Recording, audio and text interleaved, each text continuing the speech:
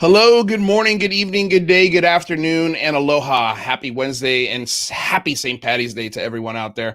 Welcome to another live stream edition of the Unidentified Celebrity Review, your home for credible news, reviews, and commentary on everything UFOs and UAPs. My name is Luis Jimenez. I'm so happy you're here.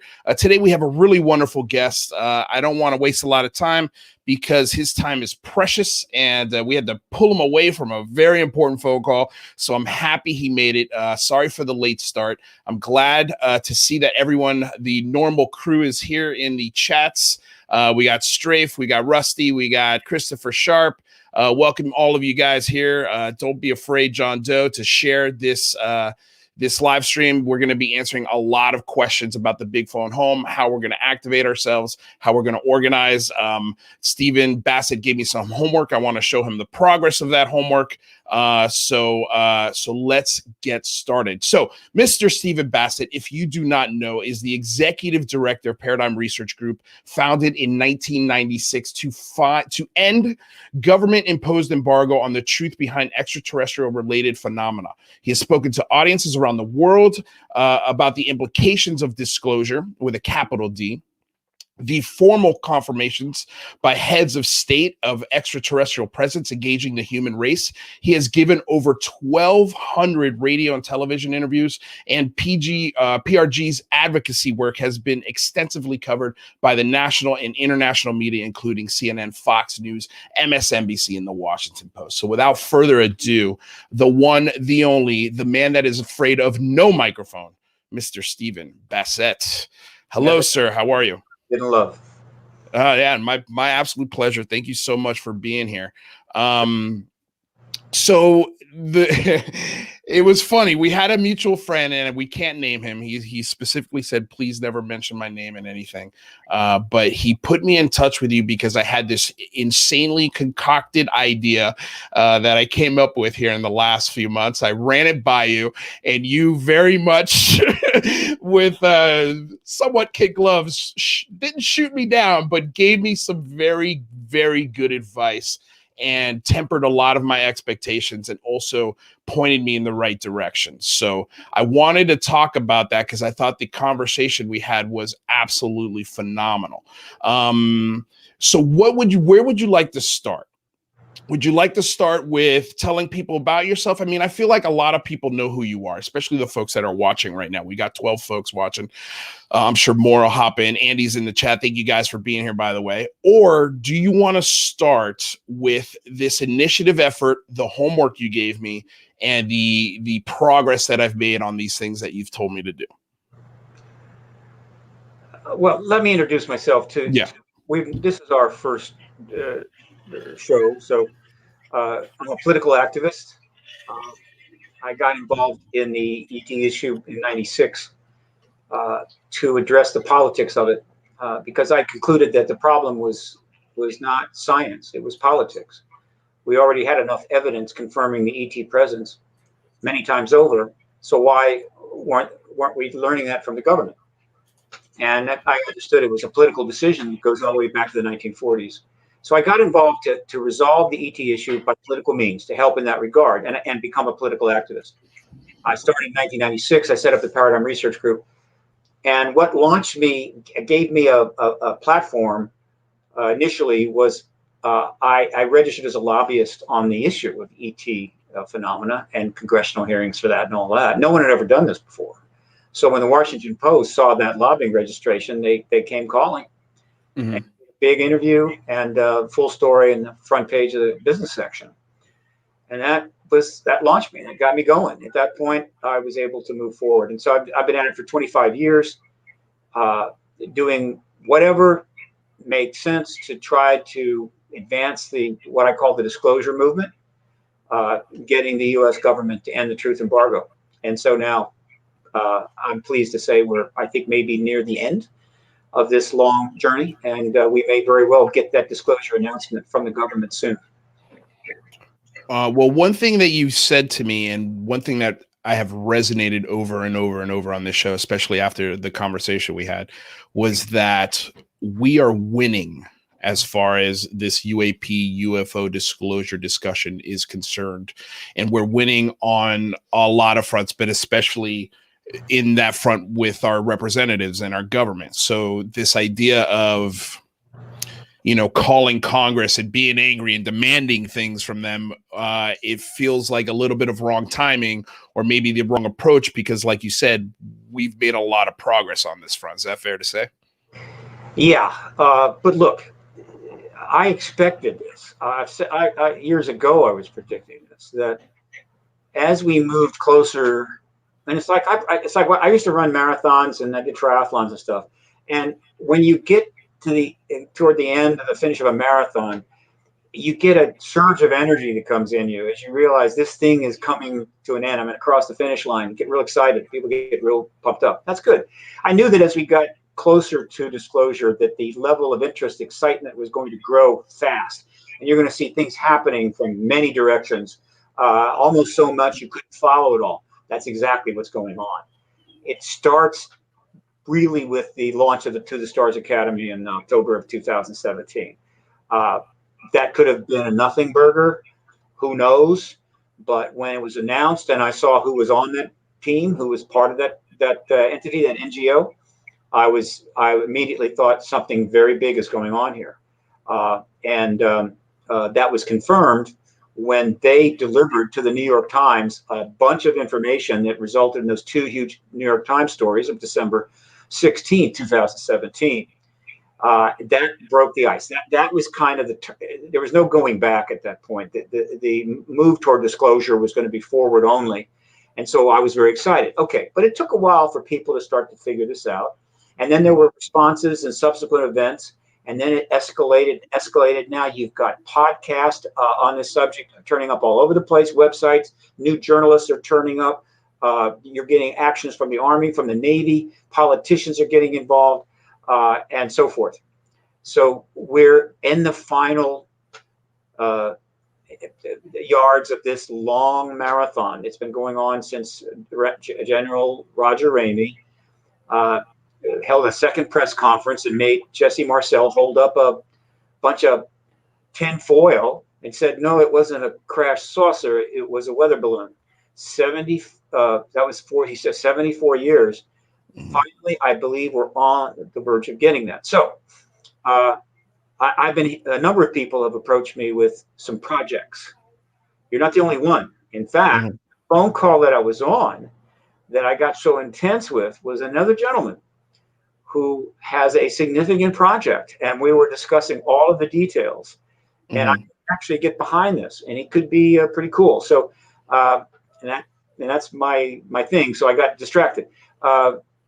So the question is, what you're proposing, in some respects, timing is not ideal. That doesn't mean that it can't be modified to reflect what is happening, right? So if you could update me a little bit, what's the latest that's happened with respect to your project? Okay, so with respect to the big phone home, the progress that we've made on it, first of all, we moved it based off your suggestion from Monday the 26th to Saturday the 24th. We're probably going to be doing a live stream just talking about that. There's a couple of reasons why, but you mentioned those reasons. I've mentioned those reasons on the show here. First of all, there's going to be a lot more people available to call and activate themselves. We won't be clogging Congress with UAP and UFO talk on a possible important day. God forbid there's a social movement like a Black Lives Matter protest or something.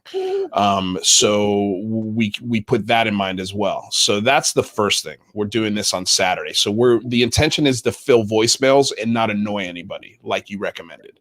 In the meantime, what I have done was, and I'll go ahead and I'll share this on the screen here. Let me just open up the file, but I also made a list of every single Congress member in every single state with the committee that they're on in retrospect to the UAP discussion. Let me add it to here. And so we've got all the states here and whatever Congress. So for example, California, We've got, the district that they serve, the name of the congressman, and the committee that they're on. And inside this file, it's got their office phone numbers and every single address in their district as well.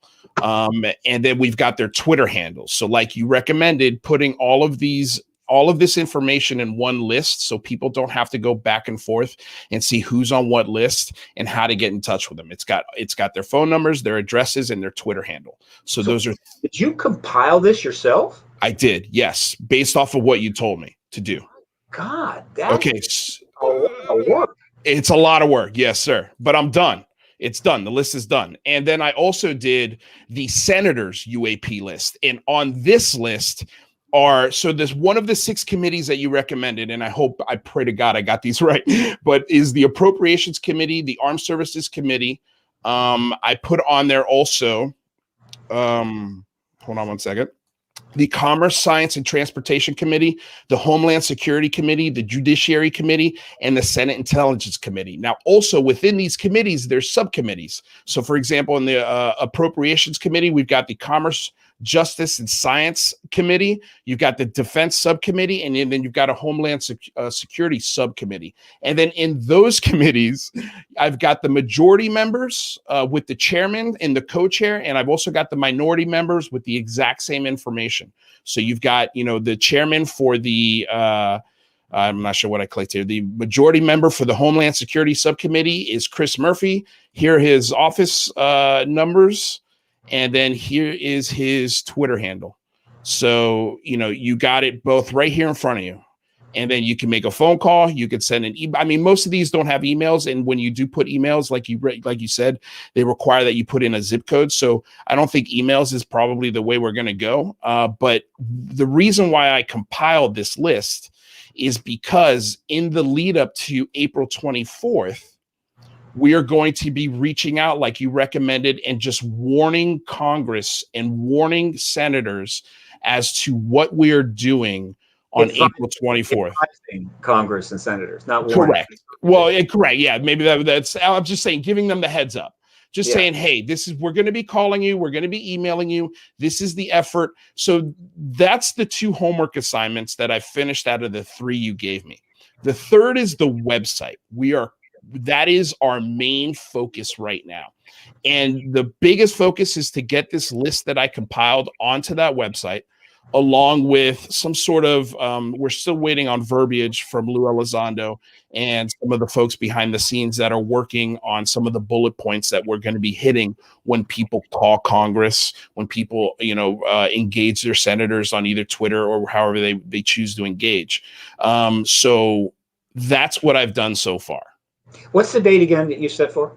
April 24th, Saturday, April 24th. Okay. Can you bring up the file again that you had? Correct. Yeah, absolutely. Bring that up again. I want to take a look at it. Yeah, I could also try and make it a little bigger here. Well, what I'll do is I'll take you and me off the stream here.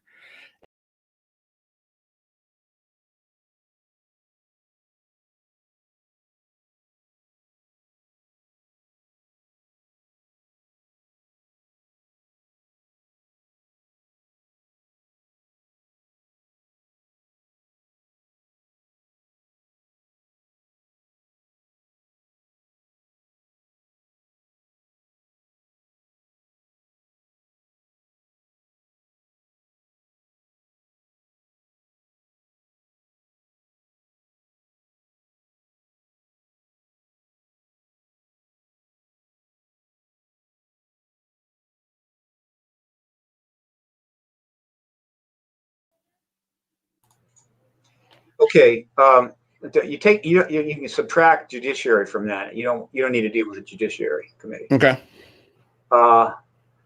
And in terms of if I'm not mistaken, everybody, in other words, if you've got a committee such as Appropriations, everybody that's on the Appropriations Committee, everybody that's in a subcommittee is on the main committee, I think. So, in some cases, yes. But on some of these subcommittees, there are people that don't serve on the main committee. So I went ahead and I put them in there anyway. So in the Appropriations, you don't want to hit the entire Appropriations Committee. Okay. Hit Science, for sure. Was it commerce? Commerce. Was it what? It's Commerce, Justice, Science, and Related Agencies Subcommittee. That's the name of it. So that's one committee, or is that multiple? That's one committee. That's one subcommittee, and then you've got a defense subcommittee and a Homeland Security subcommittee. So if it had the word science in it, I put it in there, just because I think it's it's not at the top of the list of importance, but it's relative. So, in terms of the people, but your list of representatives and senators. Mm-hmm. All of them, right? You have yes, all of them. All right. Now you mentioned something about emails having to put in a zip code, right? Correct. Okay, that's because they need to be from the district that the person is representing. Yes, sir. Okay. I mean, I'm sure you could send them an email outside of the district, but the priority will probably be put lower on the list. Yeah, but you do want. I mean, it's okay for a constituent to send an email. Definitely. So you should encourage those to send at least an email to their representatives in their district, even though they can't send it to other districts. That's okay. That's getting them involved, and it's getting something out there. And again, constituent emails, constituent contacts of any kind are always given more attention than non-constituent. So you don't want to exclude that. Encourage people to do that. Okay. Just let them know that they can only do it to their district. Yeah. Okay. Homeland Security, Armed Services, yes. Now, is that Senate or House?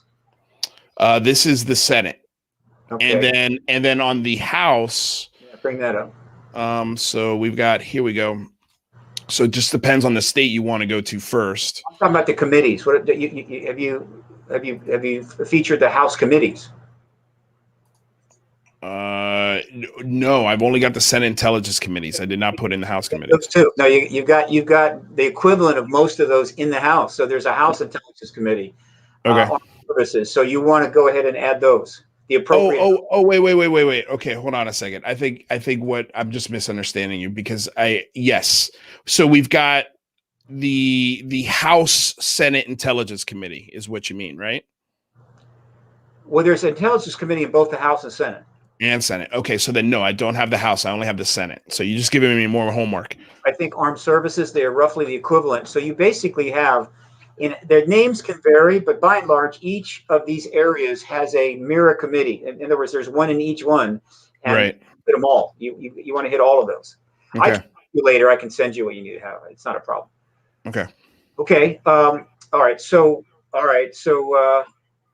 you're going to leave voicemails if they're accepting voicemails. Sometimes they don't. We also did we did a little bit of a dry run as well. This last weekend we made a bunch of phone calls and we got voicemails primarily. We didn't get one actual person to pick up. So so a couple of things I'll add. One, it's very important what you tell people to say, and I think on the one hand you don't want a cookie cutter, what some people do, so that somebody will do a blast to the Congress and it's one statement, one letter, and it's the exact same letter, and they just come in and it's one after another. That doesn't go over well. They kind of discount it. And there needs to be some discipline there. So you're not inviting people to just tee off, but rather give them some good ideas of the areas to go. And I think without question, the focus should be on dear Congressman so-and-so, Congresswoman. You are, you may very well be aware of some of the extraordinary events happening and developments with respect to the ET phenomena, UAP phenomena. And we believe it is absolutely time that hearings for particularly government witnesses be held as soon as possible, multiple hearings, so that we can really get more of this evidence in front of the Congress under oath, something along those lines. Right. They can rephrase it a little bit, but you want to focus on something, right? Not something. And I think without question, unless we've already had them, which probably not, hearings is what you want. Disclosure is not going to come until we have hearings. I'm certain of that. And so asking for disclosure, it's not, it doesn't really have enough bite. But hearings, We want the hearings. We want them on television. We want to hear the military witnesses we've been hearing so much about, to give testimony under oath to Congress, so we can learn more, and also the Congress can learn more about, and then make a decision about what to do. And if they, and hopefully what to do will be to disclose the ET presence finally by the president. Okay. Yeah. Ever. Yeah, you get the idea. It's good. Right. Well, yeah, that's the plan. I think you're right. I think hearings are probably number one, or if not number one, definitely toward the top of the list. We are waiting on, not because I think I agree with you. It can't be the same thing, just copied and pasted and sent over and over and over. So we're going to have bullet points that folks can refer to when discussing this, and some main bullet points. So I think, hearings would probably be, like I said, number one. Number two, I think also, if we could get hearings, I would like to see some kind of effort into maybe a discussion every year, not sort of hearings, but new UAP information, data that can be open sourced and studied by science, and have an open and free discussion without the scrutiny or the eyes of the military. But the information. So, for example, the UAPTF, it'd be great if every year they gave us a report of some kind of new information that we can look over and try and, like I said, open source it and see if we can help them figure it out. That's a perfectly reasonable thought, but it may not be necessary. It might just muddy the waters. What am I getting at? Look, if we get the hearings, and those hearings have the impact that they will have, you won't have to worry about follow-up stuff or more things happening in the coming years. I don't think you need to go there. It will explode, right? Boom. So what do you think would be the first thing that would happen if we got these hearings? If the hearings are ideally, they will be, they will probably exclusively be military witnesses. Now, there are plenty of those out there. We've been hearing from them in various ways for decades. But what's happened, I believe, is that Luis Elizondo, while with the To the Stars Academy, and perhaps some people supporting him, they have been interviewing witnesses, lots of them. Some of them have turned up on unidentified, all right? Some of them have turned up in other ways. But we know they've been contacted by a lot of military people who have stories to tell. It's, believe me, I'm sure the Nimitz and Roosevelt event are not the only events that have been published. No, well, I mean, the first two seasons, you said unidentified. I felt like there were some incredible things that were revealed in both seasons of that show. And I want to talk a little bit about the last quotes, because I had heard you mention in another interview, and I'd love for you to read those quotes for me, because I think they're amazing. But get back to what I was saying about that. Yeah. Why military witnesses? First of all, military witnesses have taken an oath already to serve. Now, military means they could be active. Probably most are retired. All right. And now they go before Congress and take another oath to tell the truth. So what you have is a very high level testimony situation. Now, that is very helpful to the Congress, because when a chairman of a committee agrees to hold a hearing, and hopefully there'll be a number of chairmen and chairwomen agreeing to committee. So it won't just be one committee, but when they agree, they take a huge political risk, because they're going to be held accountable for what goes on. If it turns into be a fiasco, bad for them. Not that that's going to happen. It's not. And then the committee members that are participating, and they're going to be on camera asking questions. And so, to the extent that the hearing is solid and substantive, their political risk goes down, right? And military witnesses is max risk, minimum risk. So that's very important. So that's one thing. Secondly, these hearings need to be relatively focused. And from the beginning, if you go back and watch everything that has emerged from the TTSA, and from Elizondo, from Mellon, from all these people in various ways, interviews, speeches, presentations, the national security threat has always been there. The national security threat was obviously the basis for ATIP. It had to be national security. Whatever people thought about the ET presence, if there was going to be a program set up for Harry Reid in the Defense Department, it was going to be sure about national security, which is why it was called the Advanced Aerospace Threat Identification Program. That doesn't mean that the ETs are clearly a threat. We don't I don't think they are, and that's not been established in the public domain. But it clearly is appropriate, and so the national military witnesses is who you want to address the national security implications of the evidence and the testimony that will be presented, and that's safe for the Congress, safe for the president. Now, that's how that will go down. Now, we know already, those of us that have been following this issue for decades, that the testimony that these military witnesses are capable of putting down is profound. It is very powerful. And while they were not going to be getting off into areas like crop circles and animal harvesting, none of that's going to turn up. But just in what has happened and what the military people have seen, whether it's nuclear weapons tampering, whether it's the sightings such as the Nimitz event, the Roosevelt event, and many other types of intercepts, and other types of military-based encounters, it is more than enough to convince the vast majority of every citizen watching those hearings that, yes, the ET presence is real. It's also enough to convince the committee members that the ET presence is true, and by obvious extension to convince the president. Even, and I say that in general, I'm sure there are already members of Congress that know the ET presence is real. Hell, the president might know the ET presence is real.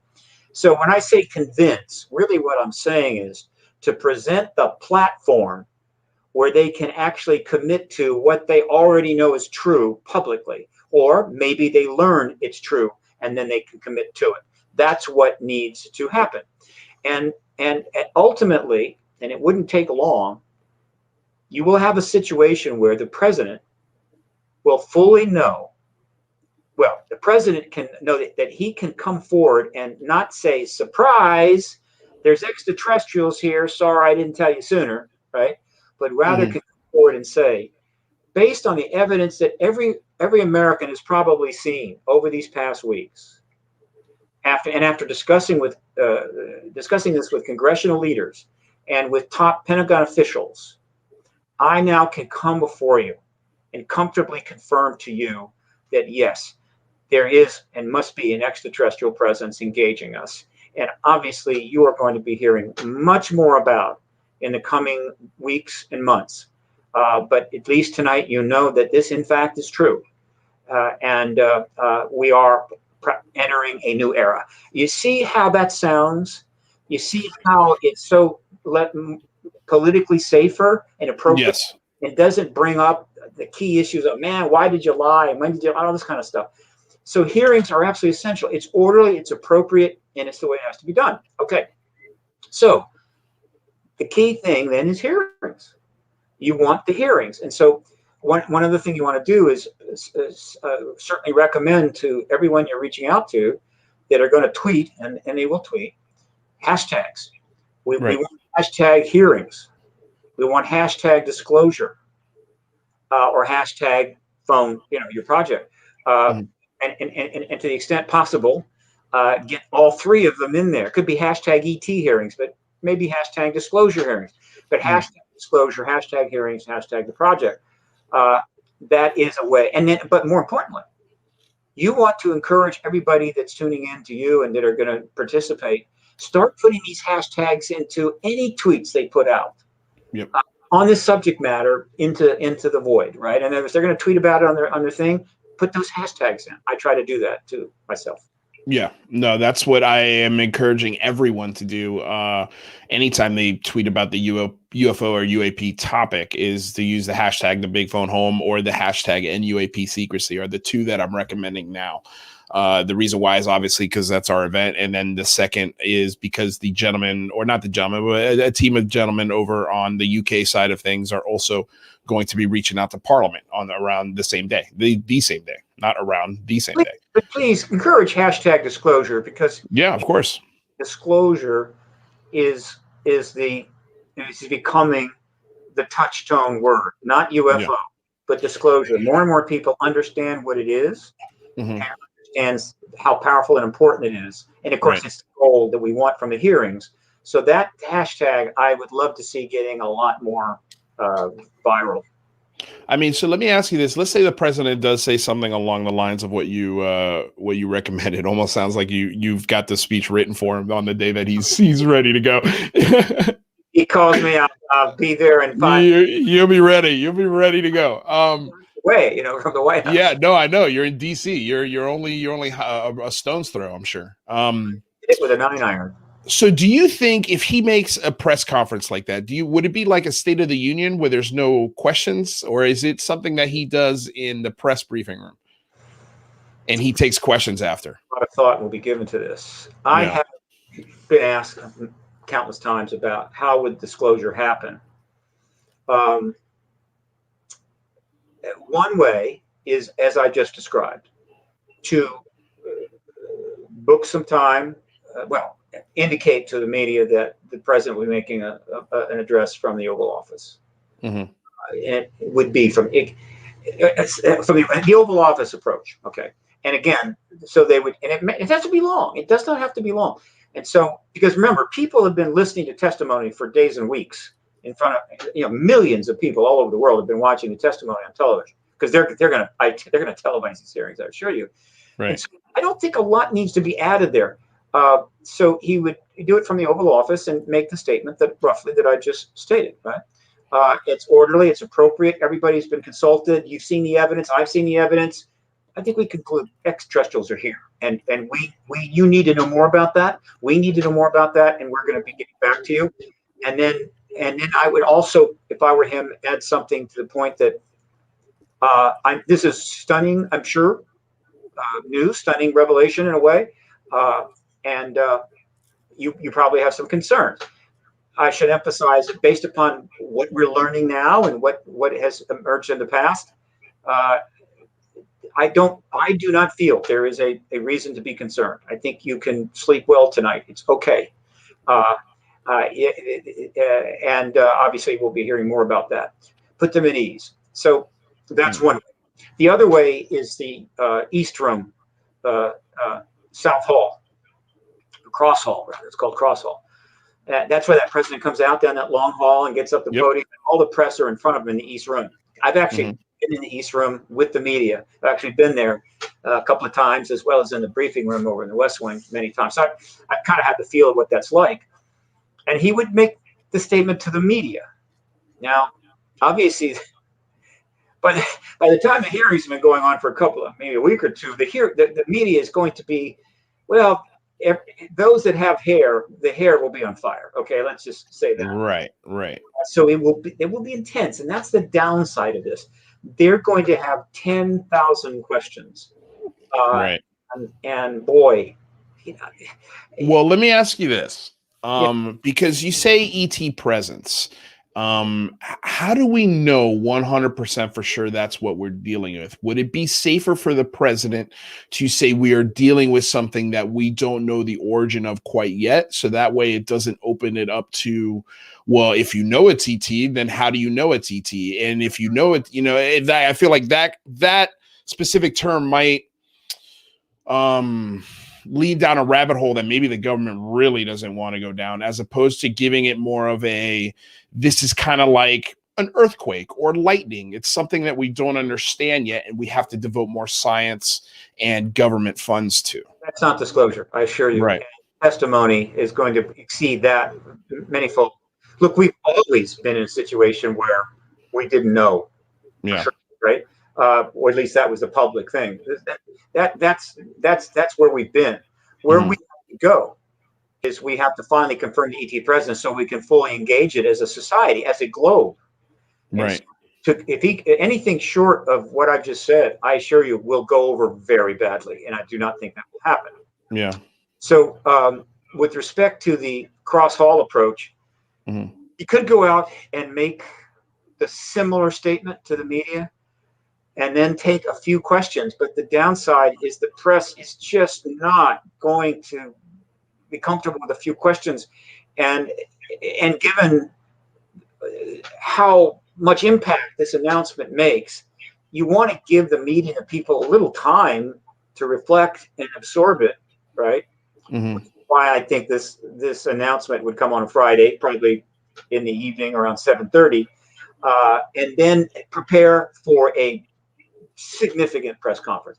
Now, there's a third way they can go, which is a compromise of the two, and this has some appeal, and it would go like this. The president would make the president would announce a statement from the Oval Office, and the president would then make the statement that we've just discussed to the people.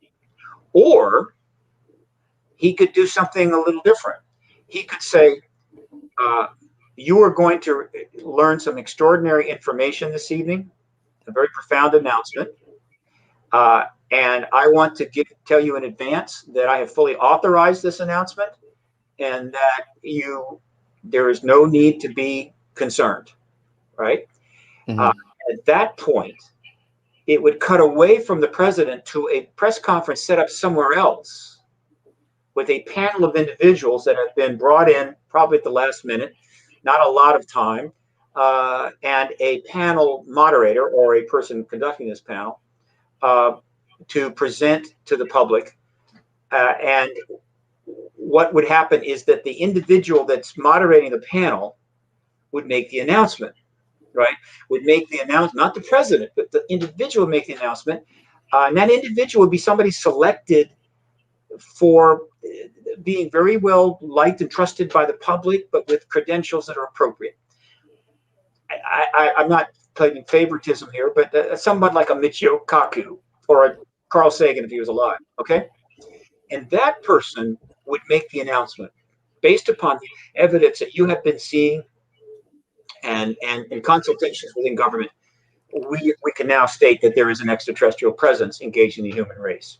So almost like a Dr. Fauci just for UAP discussions. Yeah, and then he would then go to the panel, and the panel would be made up of individuals representing the key parts of American society: science, religion, business, whatever. Okay, and military. Okay, and each one of them would give some comments about this. They would reflect on it a little bit and say, this is my thinking about that, and interpret it and so forth.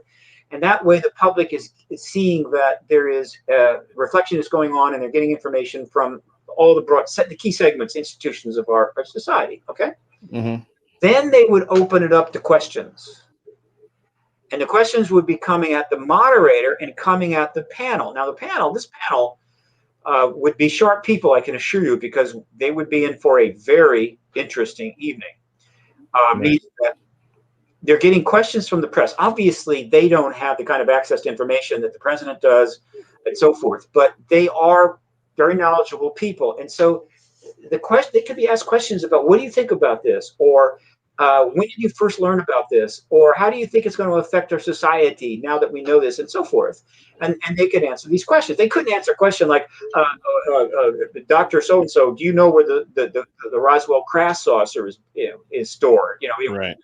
But they could answer a lot of questions as representatives of our overall culture, and the moderator could as well. Now, this makes it easier for the media to do their thing, but the president is not under a barrage of questions that almost most of them cannot answer at this time. But it's more comprehensive. Now, this is a more complex approach, but it could work. And these are the three ways that. Yeah. One of these three ways, I think, is how it will happen. I do like the latter. If I'm not lying, that to me seems like the most digestible way, because I think people are going to want to hear from. I mean, Michio Kaku was perfect. If Michio Kaku sat with his sweet face in front of the television on a Friday night and started answering questions about this revelation, that would put my mind at great ease. But man, I would have no trouble with him being the moderator. I don't want to go beyond that. But I can imagine a number of people who would be very appropriate and are worthy of it. And by the way, if that subsequent panel, when on disclosure night, needs a representative of the activist movement, I just had to remind everybody again, I'm just a couple of blocks away. Yeah, again, yeah. I mean, I don't know how something like this could happen and your phone would not ring. Oh no, it Um, won't ring. No, it will not. you don't think so? Have you pissed that many people off, No, no, it's not that. or Well, is it just, or is it? I've said many times, the role of the activist is Yeah, to comfort the afflicted and afflict the comfortable. yeah, Invariably, that's what you do. Period. right, I mean, it's very difficult to be an activist and not do that. right, Uh, and often it's more afflict the comfortable than it is the other. right. So yeah, you don't. And there's another phrase I like to use. If you take this path in life, activist, in particular, and I mean high level, big deal activism. I'm not talking about trying to, well, even at the lower end where you're trying to work out something, you're trying to challenge this council on some water issue, whatever. Yeah, Probably this guy, this guy's movement right here. so. In other words, when you are an activist and you are Right, right about the issue that you're engaging, people don't like you. right. They get pissed off. I'm sorry, I just blew my metaphor. Let's start again. Yeah, I hate it that's when okay. you're wrong about the issue that you're pushing for. Meaning, I want this, we want this, and in fact, that is wrong. That is not really a good idea. People Right, really get pissed off. right, But when you're right about the issue, they mhm, really get pissed off. right. And so you don't do this, but that's not the reason. The reason is this: uh, the the disclosure event and this whole thing is a complicated deal, and all kinds of institutions and people and oxes can be gored, and it needs to be done in a way that works for as many people as possible. Right. Congress, the president, the Department of Defense, the military intelligence complex. And so initially, they want members of Congress hearing Mhm. testimony from military witnesses, right? And if and some well-known fixtures of society. Okay, Mhm. the disclosure activists and the ET UAP researchers, of which we know many, no, because we represent and are involved in this whole history, this whole multi-decade history of the citizen science research effort, which Mhm. has a huge story to it. And also, we are involved in a lot of stuff. In other words, I don't just go public and talk about military events. I talk about contact. I talk about crop circles. I talk about a lot of stuff. Most of Right. the researchers do this. And so we're associated with the whole panoply of the phenomenon. Well, Right. we don't need to do hearings and engage the whole panoply of phenomena to get disclosure. We just need to get to the point where it's clear and the president can make the announcement. So no, don't expect any ET researchers that were well known to you and your audience to be turning Right. in those hearings. Don't expect me to be turning up. Now, Right. once disclosure has taken place, now things change. And not only are not only will everybody in the research, activist, journalist, citizen movement, right, that have slaved away at this for years, going to get a whole lot of attention, I can assure you. But I think the hearings will start to expand into other areas, and people like myself may very well be able to come testify at those hearings. All of this.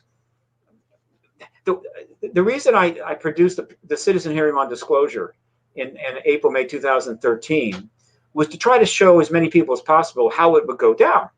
Okay. Mhm.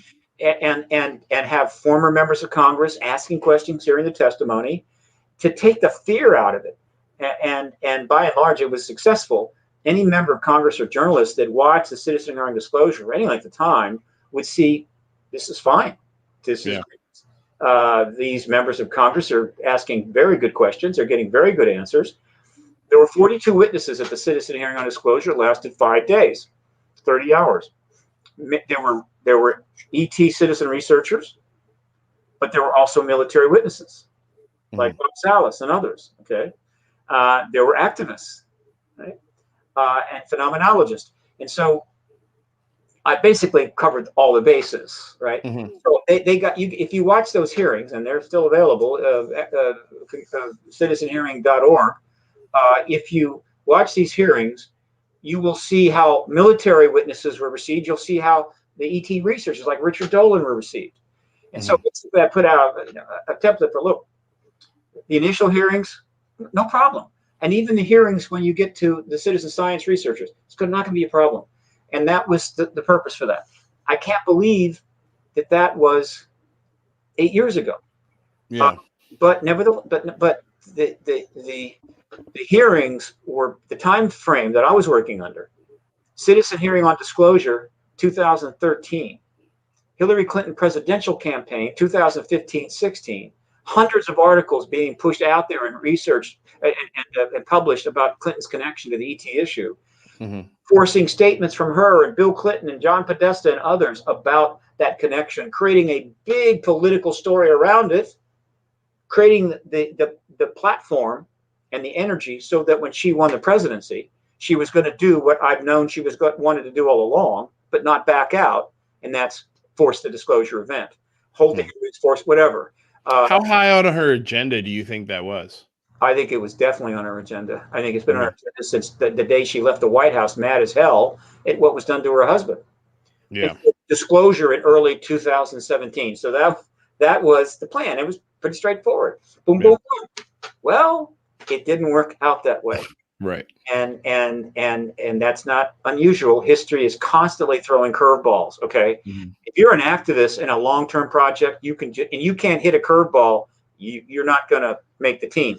Right. I'm a very good Little League ball player.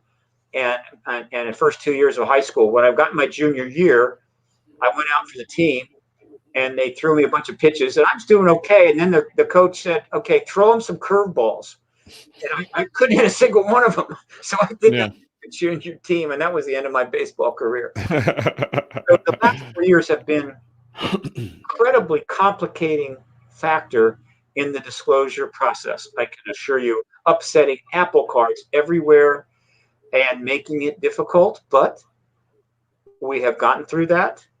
The TTSA is still with us. Tom DeLong, Christopher Mellon, and Steve Justice are not with the TTSA, but they are still involved in this, I assure you. And leaving the TTSA was exactly what needed to be done. There's no problem there. There's no contention or anything like that. They had to move move out and into private zone in order to do what needs to be done next, which is the negotiations of these hearings, which is another matter. The actual details have to be negotiated out with Congress. And since they are basically representing the witnesses and have the contacts to help the Congress do this, are going to be dealing with them as private citizens. That is appropriate. And so, again, I feel good about where we're at. I'm glad I'm still here because, when you get to a certain age, an extra 4 years is really problematic, right? Yeah, I can imagine. So I'm starting to feel really good, but the last year particularly has been pretty tough, and but I got my first vaccine shot. I'll get another one in about 11 days. Yeah, and a week after that, April 2 will be my liberation day, when I can do my work and not have to worry about dying, which really is stressful, to be honest with you. No, it is. I'm sure it's been stressful for everyone. Okay, well, it sounds like you're pretty optimistic that this is going to happen pretty soon. Yeah. And there's a reason for that. There are a couple of reasons why this needs to happen soon. And I'm happy to tell you, because I'm telling everybody that'll listen those reasons. Because sometimes when you put out the reasons why something will happen, it causes that something to happen, right? Even if that wasn't the plan. There are three, these are complex reasons, but I'll give you the three key ones, all right? Number one, all these developments that have been happening over the last 3 years, the To the Stars Academy, the Navy's responses, Rubio's request for the information, the evidence emerging about the Nimitz event, the unidentified series, and on and on and on. All of this stuff is bubbling. This is all being watched by the world. Other nations are paying close attention, I can assure you. And as we move forward, it's going to become obvious to them, as it is to me, we're heading for hearings. And hearings means disclosure by President Biden. So there's going to be a decent amount of time there when a Vladimir Putin or a Xi Jinping, these are the two that we need to be worried about, could just jump in. They don't need to hold hearings. They can just jump in and say, my fellow citizens, I am your leader, and I'm confirming to you today there's an extraterrestrial presence. And we've known about it, but we didn't tell you because we didn't think it was appropriate. Remember, China and Russia, right? But we're telling you today. And so we'll tell you more as we see fit. But there is an extraterrestrial presence. And I just told you, at that moment, either one of them becomes the disclosure head of state. Right. And the country, and that head of state is going to be elevated substantially and achieve huge political capital and legacy. And that's not going to help the United States. That is not a positive for the United States. And so we can't stop that. There's nothing we can do. They can do what they want. Can do is get it over with as soon as possible. Get it done. Boom, boom, boom. And there's a better chance that our president will be the one that makes that announcement. That's the first reason. Well, can I ask you a question for reason number one? Sure. So why is it then that Russia or China doesn't do that now? If they want to get that leg up, they don't have to do hearings. They can just pop that information out now, beat us to the punch, and make us look like we got egg on our face. Or are they waiting for us to do it first so that it almost validates it? No, if that makes sense. No. Let me give you the picture. Yeah. For most of the last 70 years, the United States and its allies has conducted a truth embargo on this issue. Our allies can get forced to do this. They were happy to help us in that regard. It was a massive national security matter, and we had just defeated the Axis powers, and we had the nuclear weapons, and we're the only thing between them and becoming communist, right? So we wanted to keep. They agreed. They went along willingly, no problem. And so for 1947 to even recently, that truth embargo is stood. It still stands. Okay, but for most of that time, it was locked in. And China knew it, and so did Soviet Union. So they didn't have a problem. There was no concern, I think, that the U.S. was going to grab that brass ring. But they had another issue, though, that was important. Communist China and Communist Soviet Union, and even now, right, in what we'll call the capitalist era of communism, because now you have Chinese communist capitalism and you have Russian capitalism, all right? In fact, you got capitalism everywhere. We basically won, so why the hell we're sanctioning everybody and building more weapons, I don't know, but nevertheless, we won. But for most before that, these are ideological control states with authoritarian, essentially dictators, with rigged elections. And so they control power by controlling the people. And you control the people by controlling their worldview. And so and you've seen this all the time. With the education camps of Mao Zedong, the education camps of countries that were developed, they even have some of these things in Russia. So the idea that you're going to tell all your citizens, guess what? There are extraterrestrials here. They have advanced technologies. There's nothing we can do about it, and that's it. Okay, your ability to remain the authoritarian, mind control dictator has been significantly affected. But do you think that would really? Look, there's a lot of other things that I think would seriously affect, for example, Vladimir Putin's status in Russia. I think people are starting to get to the cusp of getting tired of that guy already. I feel it's coming. Yeah, but again, I'm talking about in the past. Right. Okay. Got it. They did not see making this announcement as helping maintain the kind of control state that they have. So they were happy to keep it a secret.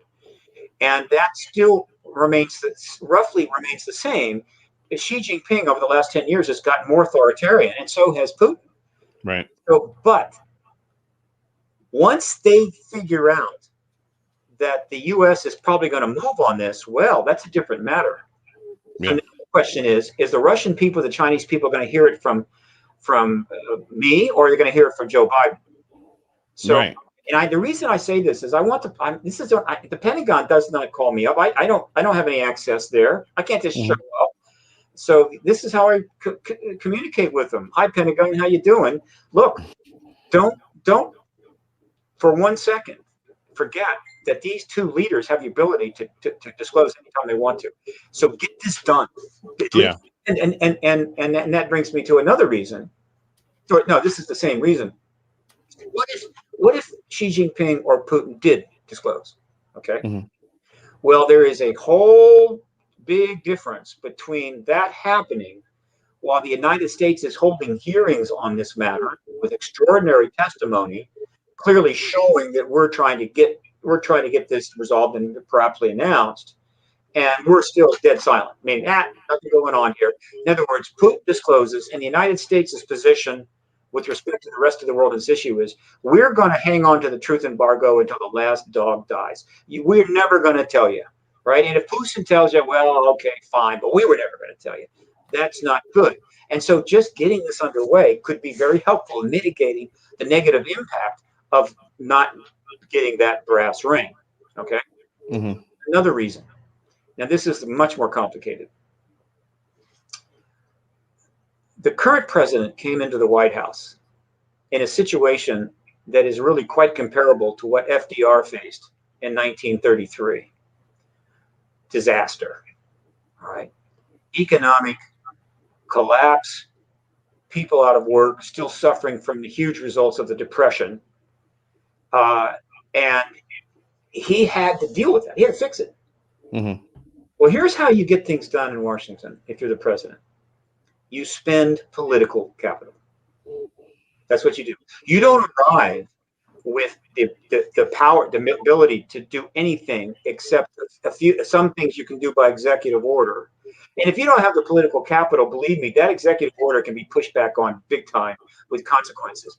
And so political capital is based on the trust that people have in you, the regard that people have in you, the regard the world has in you, right?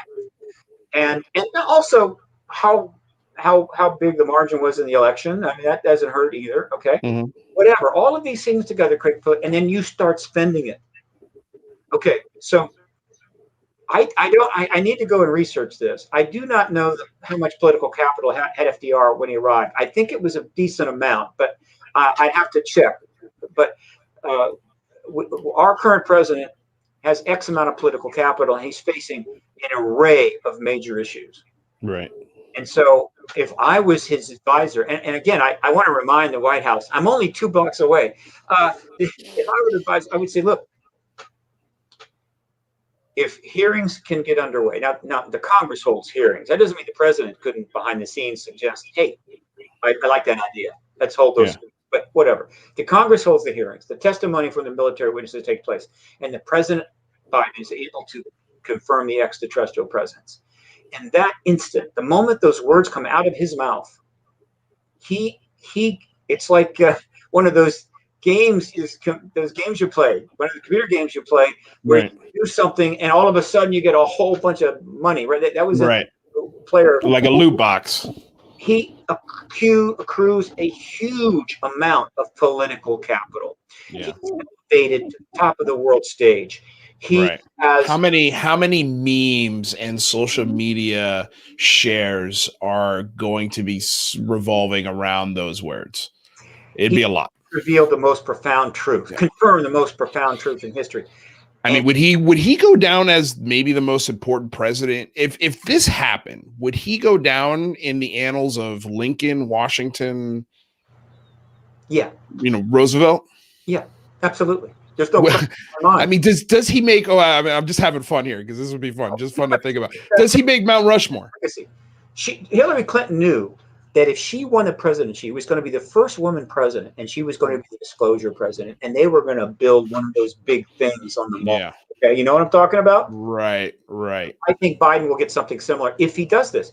Now he can now spend that political capital to get things done, and by God, we need to get things done. There's already in Washington right now lines being drawn in which the Republicans are basically saying, this is what we're going to do.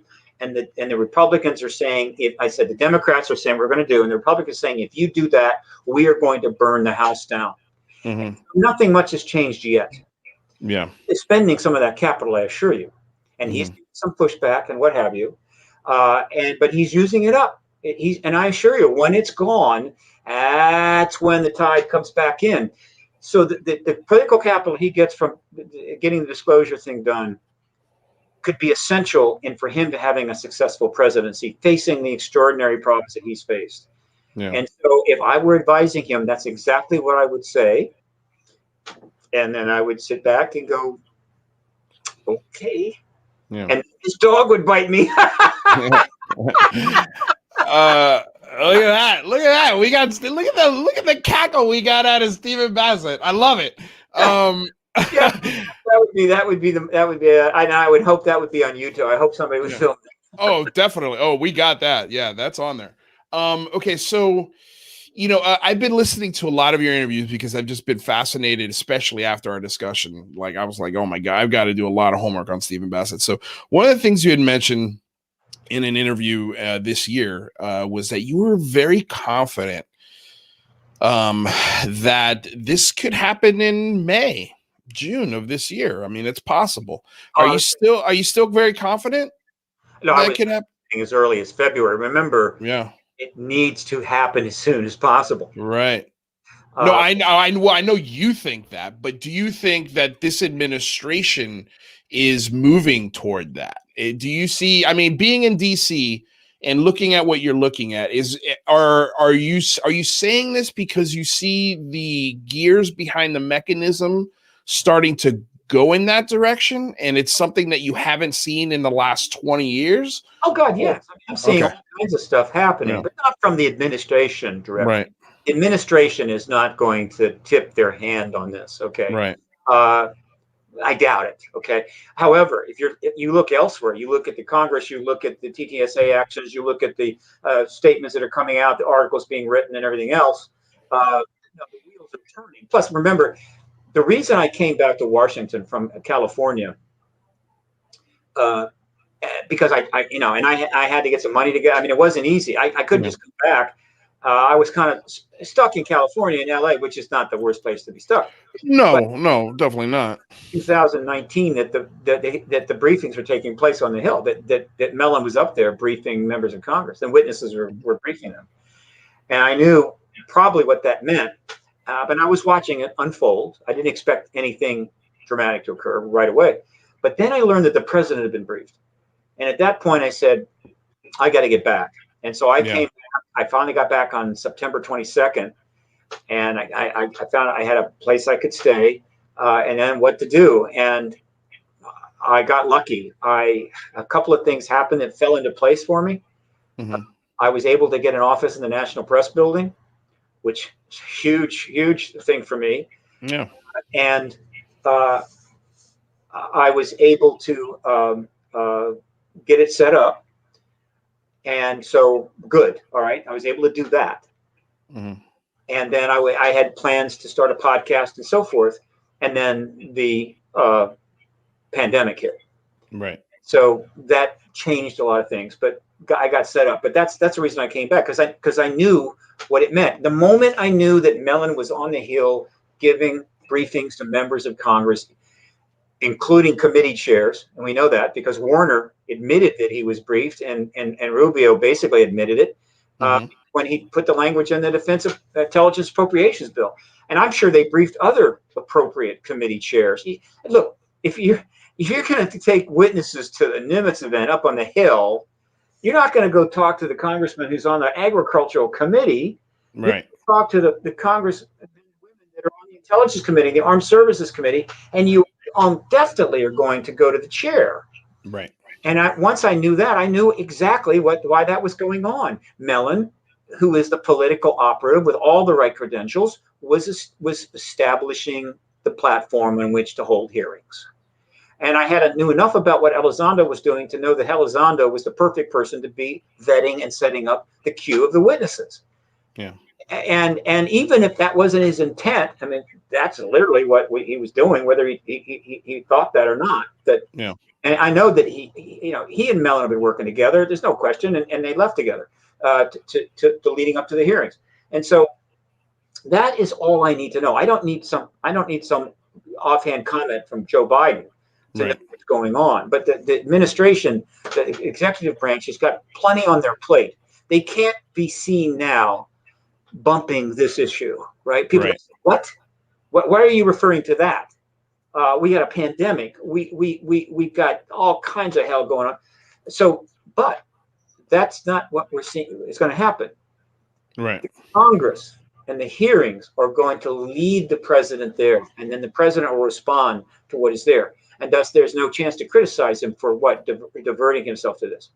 So, no problem in that regard. Okay, and so I think I covered it. All right. Yeah. Unless I left something, I forget. No. I think you're nailed.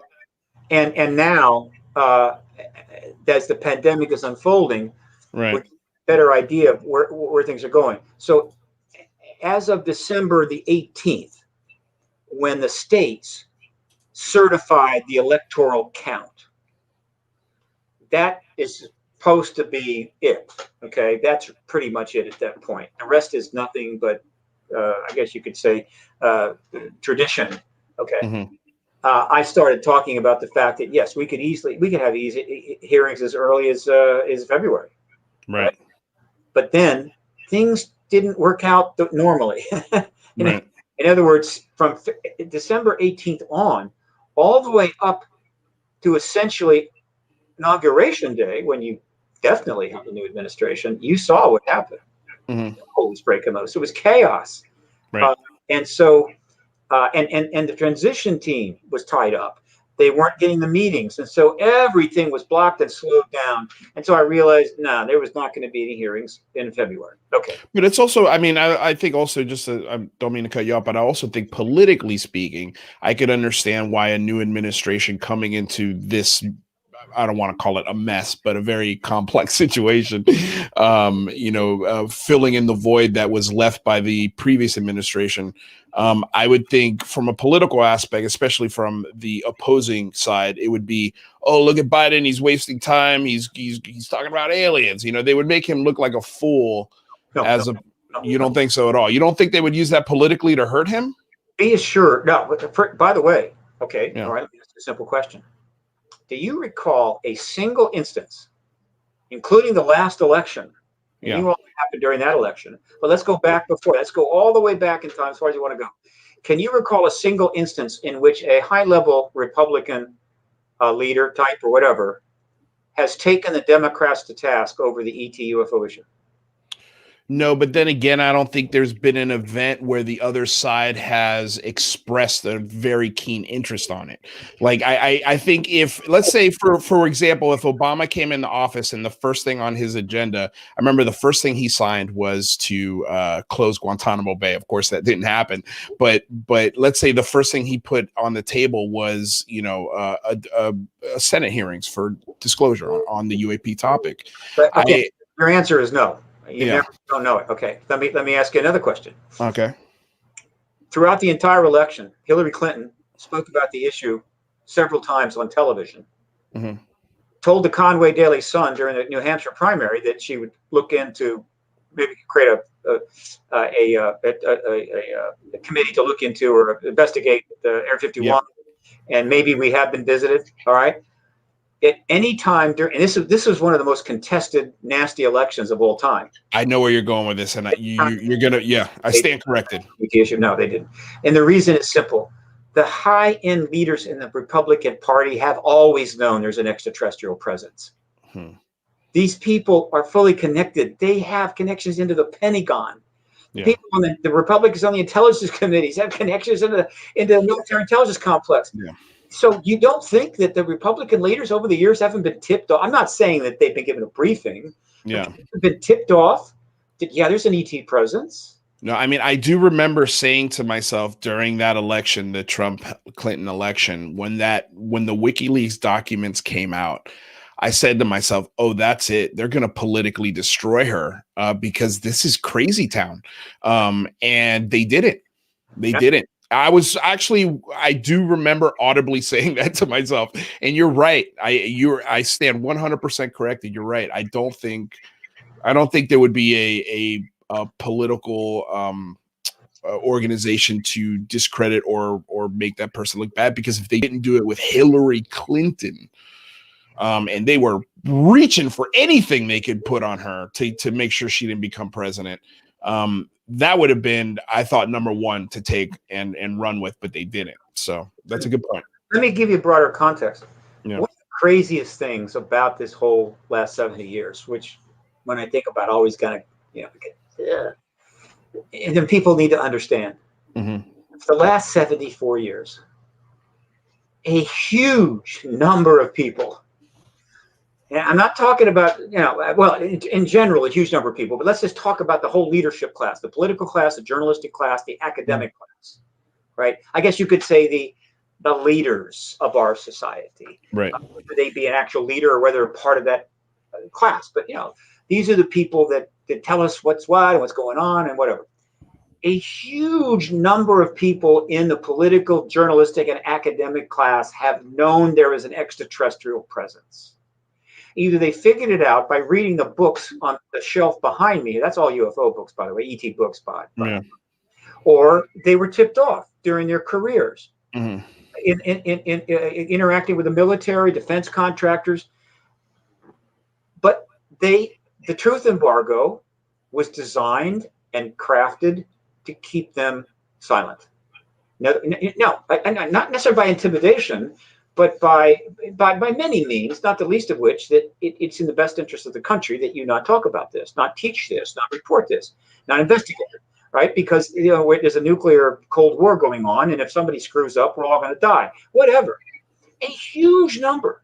And so all this time, people are thinking, well, the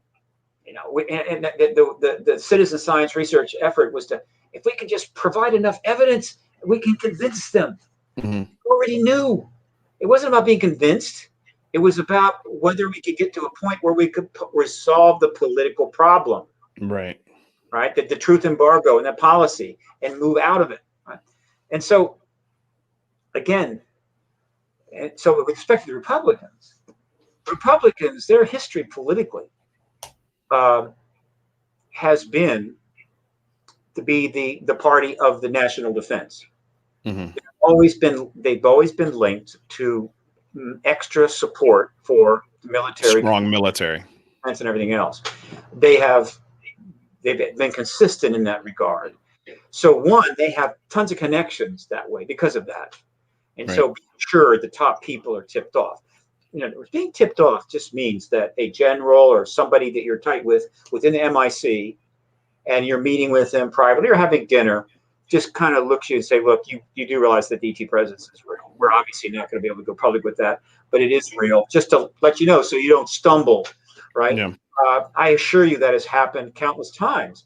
And so they know it's true, but they are most connected to defense. And so for the Republican Party was not going to do anything that could undermine the truth embargo.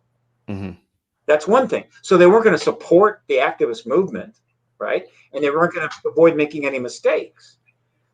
And then it gets worse, because if they were to make it a political point, if they were to start to attack the Democrats, whether it's Podesta or Hillary Clinton or anyone else on this issue, oh, this is crazy, this is nuts, you're an idiot, you're a fool, boy, is that presenting a potential disaster. Because if you go that route and then the disclosure event is forced out, you have historically destroyed yourself. Right. You have tried to attack people politically to win office by saying that the whole ET thing was nonsense, and then it's confirmed it's true. Yeah. You are an idiot, and everything connected to you is damaged, and so the Department of Defense is damaged, and so the Republicans have been religious about staying silent on this, but the few exceptions. Stephen Schiff, who went after the Roswell records and was rebuffed by the GAO, basically said, they're all gone. We lost them all. He was pissed as hell. He didn't last long, too. He died within about 2 years in office. But the point is that they've been religious about this. Okay, so they're not going to change. So if those hearings start, because they already have known, they're on board like that. Once they realize that we're headed toward the promised land here, they want to be crossing what was the river to get in the promised land? What was that river that Moses had to cross? I forget. Yeah, I can't remember. The Jordan River. Okay, so Yeah. they're going to be right on there, which is why Marco Rubio and not Mark Warner is the one that put the language into the defense appropriations bill saying we'd like a report in June. He's getting on board. He's hey, if that's where we're going, I'm going with you guys. I'm not standing on the platform. Let the train leave the station. Yeah. So once those hearings keep going, I assure you, the Republican members of these committees are going to be fully on board. They are not going to suddenly say, we're not going to hold these hearings. Joe Biden is out of his mind. The Democrats are idiots. No. We are far past that point. Yeah. Now, to close out what I was saying before, after all the craziness that happened leading up to the inauguration, I had to reassess the time frame. And so right now, the two major things that I think, and now that things are finally settling down, okay, now something couldn't happen tomorrow, God knows, but the two principal factors I think affecting the timing on hearings is the vaccination schedule. Yep. Getting vaccinated how soon, and it's moving forward nicely, and the COVID-19 mutation developments. If one of the mutations could turn up tomorrow in Washington, and it's already happening, and could take off like in Italy, and suddenly we're back in the woods again. Right. So depending upon how those two play out, I think the soonest I could see hearings, given what we see now, is early May. Early May, at the very earliest.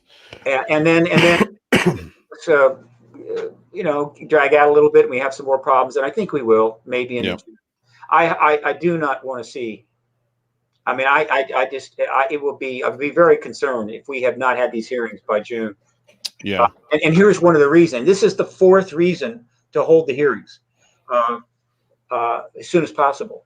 And this is kind of an insider's thinking, but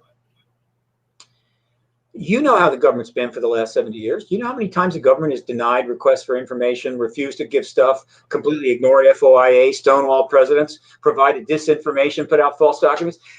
That's part of the key. That's how they manage the truth embargo.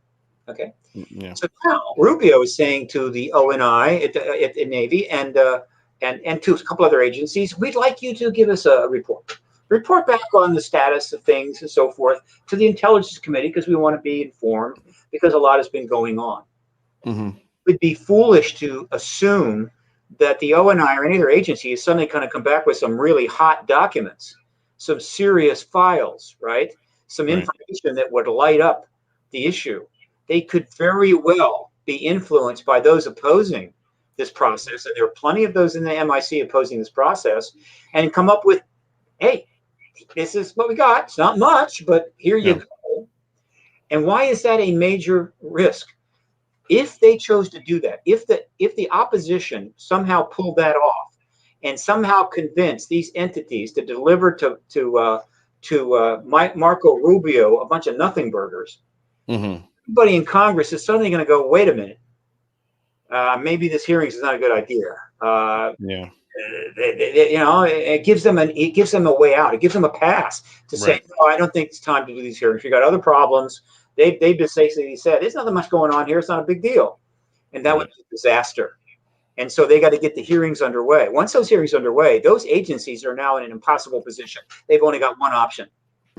You better get on board, ONI. You better get on board, CIA, and deliver up some good meat, right? You better put some serious meat on the platter here, or you're going to look pretty damn stupid.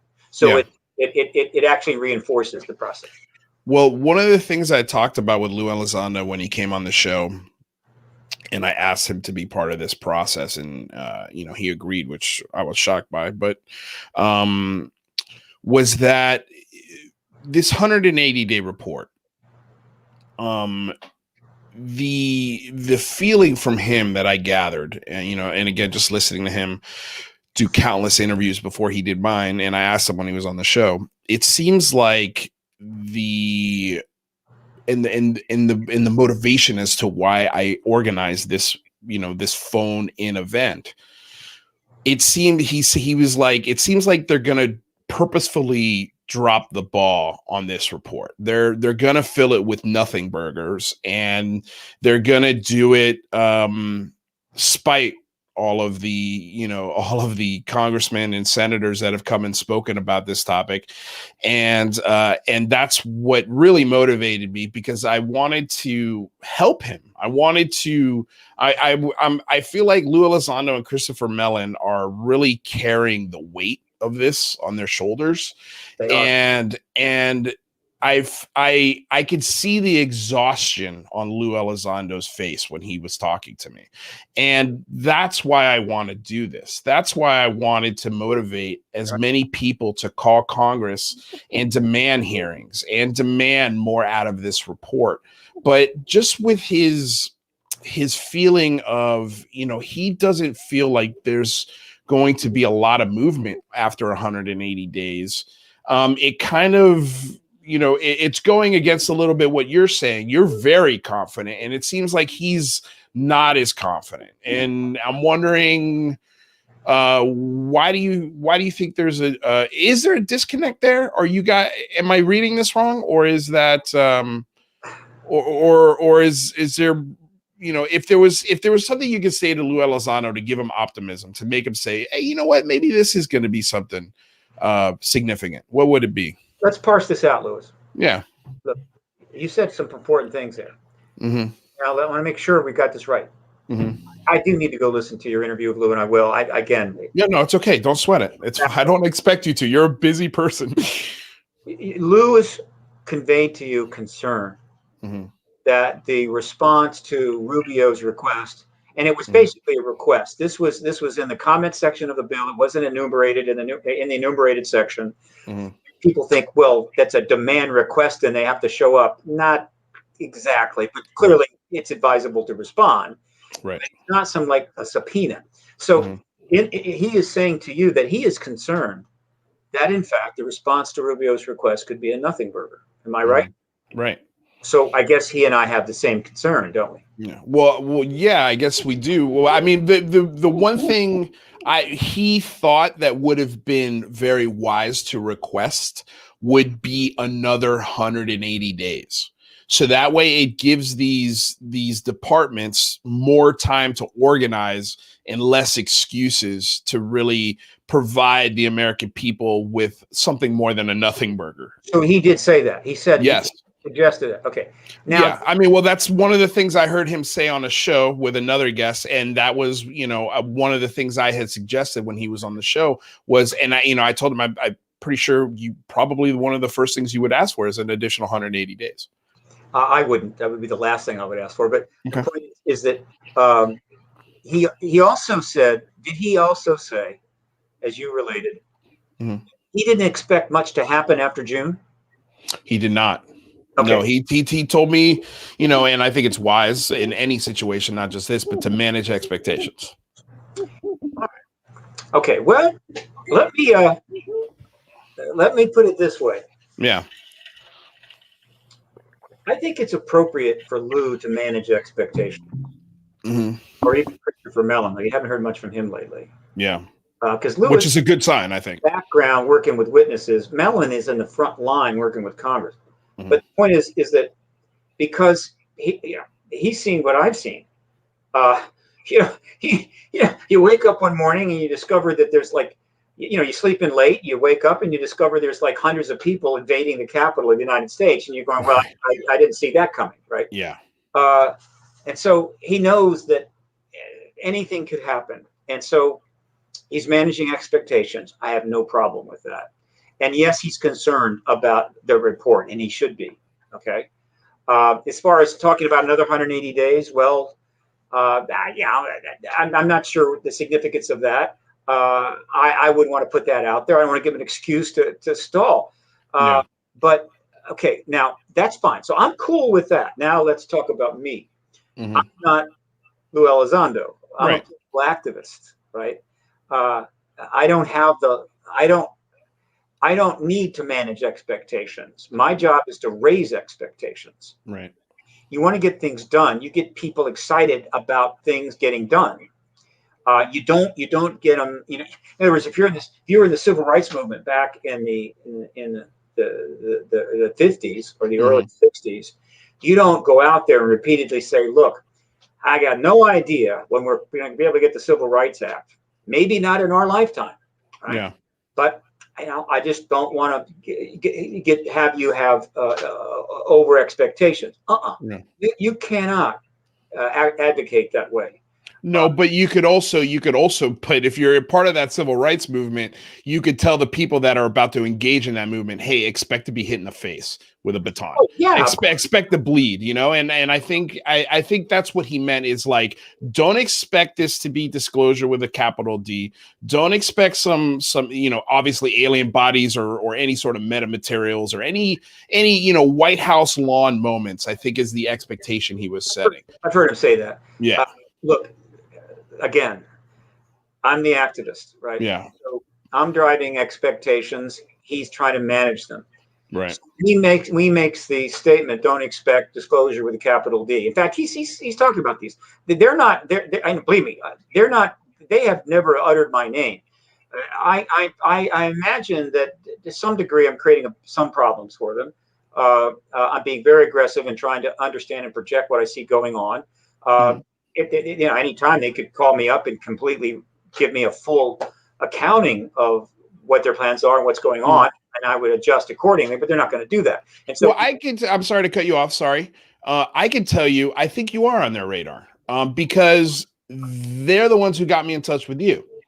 Look, I'm not saying that I'm not on their radar. I'm saying right. they're going to get in touch with me, right? Because I am creating some problems in a way, but that's okay. Look, I would say they appreciate your work, though. Disclosure is inevitable. Yeah. But I've over the years, I have tried to convey when I felt the circumstances were favorable and when they weren't favorable. All right. Yeah. I've never called a date. And even with respect to these hearings, saying when I think it should happen, it could happen, and why.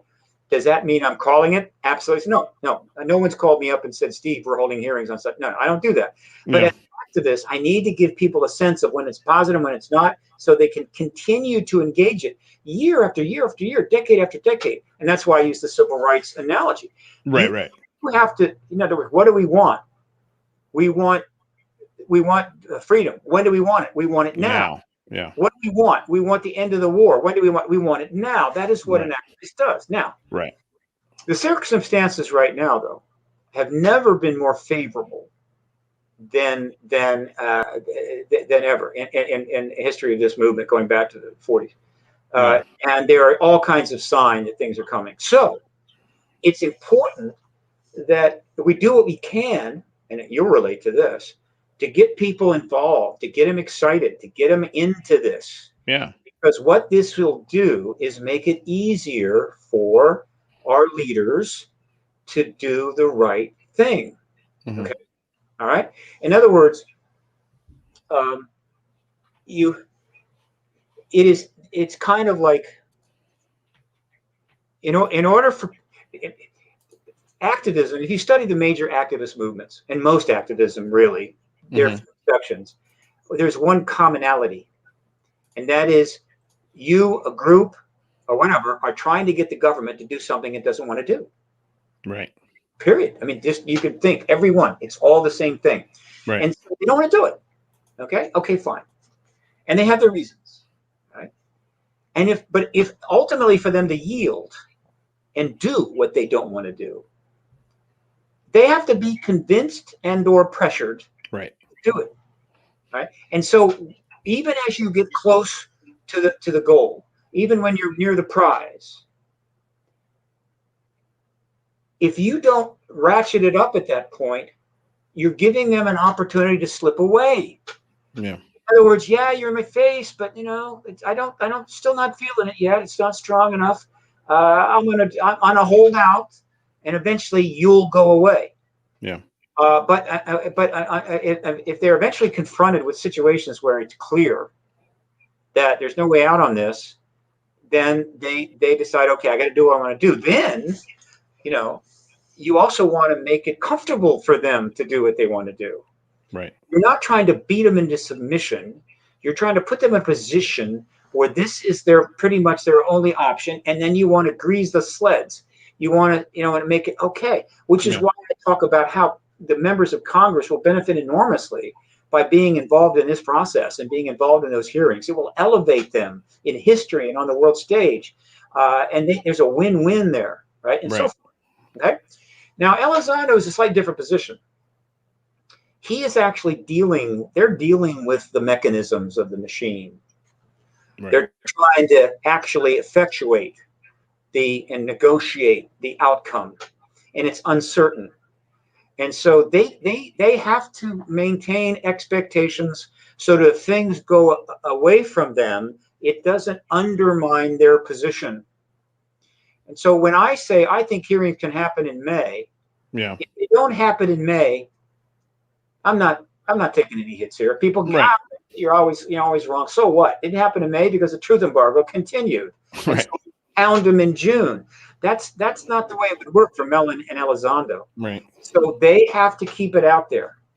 But if I am right, and they're organizing witness testimony, and Mellon is negotiating with the Congress to get these hearings done, then they don't have to get into time frames or anything else. They can be as careful as they want to be. The hearings will take care of it for them, right? The hearings ultimately lead to capital D disclosure. They don't have to predict it. They just need to get the hearings. Yeah. And so they need to work on the hearings. And by the way, you don't hear them talking too much about hearings. They mention it, but they certainly don't talk about any what we'll call functional activities regarding that. Right. But they know that they don't need to talk about disclosure, because that raises all kinds of stuff and ties them into this movement, which is messy. They just need to focus on getting the prize, which is the hearings. The hearings will take care of it. And so that's why you have to distinguish between these two approaches. Right. But my job, to the extent that you and I, let's talk about you and I, to the extent that you and I get people tweeting with hashtag disclosure, hashtag hearings, hashtag what is the project's name again? The Big Phone Home. Big Phone Home. Yeah. You get that out there, the more people get into this and they start just tweeting on their own. Yeah. The easier it is for the Congress to do the right thing. In other words, we're trying to grease the sleds for Lewis and Chris to do what they want to do, to get the job done, right? And you don't do it by threatening people or beating on doors and pounding. You do it by just keeping the pressure on and keeping the public in the game.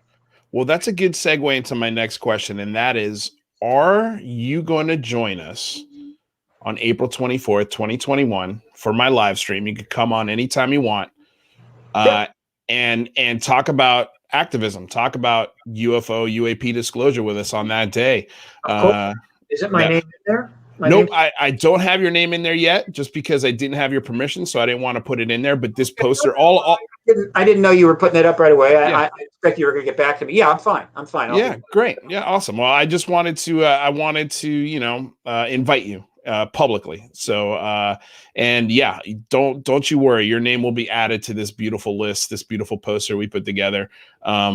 Just a killer job by the graphic designer that I got. She just did an amazing job, and this is going to be the thing. And right now, the bottom is the most important thing, the website. Once we get the website up and going, then we're going to really crank up our efforts in reaching out, especially on a social level, just to, again, give them the heads up as to what we're doing on the 24th. And that way, just like you suggested, there's a website, there's an action plan. There are, things that they can see and they can make them feel a little more comfortable. And like you recommended, or like you said, it's a very low risk, high reward maneuver, because we could possibly, doing it this way, get a Marco Rubio to come and join us that day, or whoever. You never know. We aim high, high here. Nothing to lose by that. And I do appreciate the fact that you responded to my concerns about the original concept. Yeah. Which again, and I felt a little awkward about that, because no, that's okay. You don't want to shower these off with phone calls. It'll piss them off. And when I came to Washington to launch the the election initiative for the Clinton Yeah. in order to get that all out there. Yeah, you ruffled some feathers. I delivered the full 30-hour DVD record of the citizen hearing to every member, Yeah. okay, which is cool. But then I launched a tweet storm. Yes. And we had a couple thousand people generated 2.5 million tweets that rained down on all the members of Congress who had Twitter accounts that were in the committees and all the friggin' journalists in town that are in political journalism. 2.5 million. It was designed to piss them off. And the tweets were all about hearings. Hearings was part of it. In other words, we want congressional hearings. We want you to watch that DVD set that came to your office, and we want congressional hearings. #disclosure. So I was doing back in 2000 and it was November, December, January November, December of 2014, January, exactly what I told you not to do. Yeah. Right? Different somewhat circumstances to be sure. Yeah. Tweet is not the same thing as a phone call to an office, but it was to irritate them and get their attention. Yeah. Well, listen, if I'm going to walk the path of the trailblazer, I'm going to listen to the trailblazer when he gives some suggestions. You know, you've already cleared all this brush, so I might as well take the lead and grab that machete for you and see what I can do for you.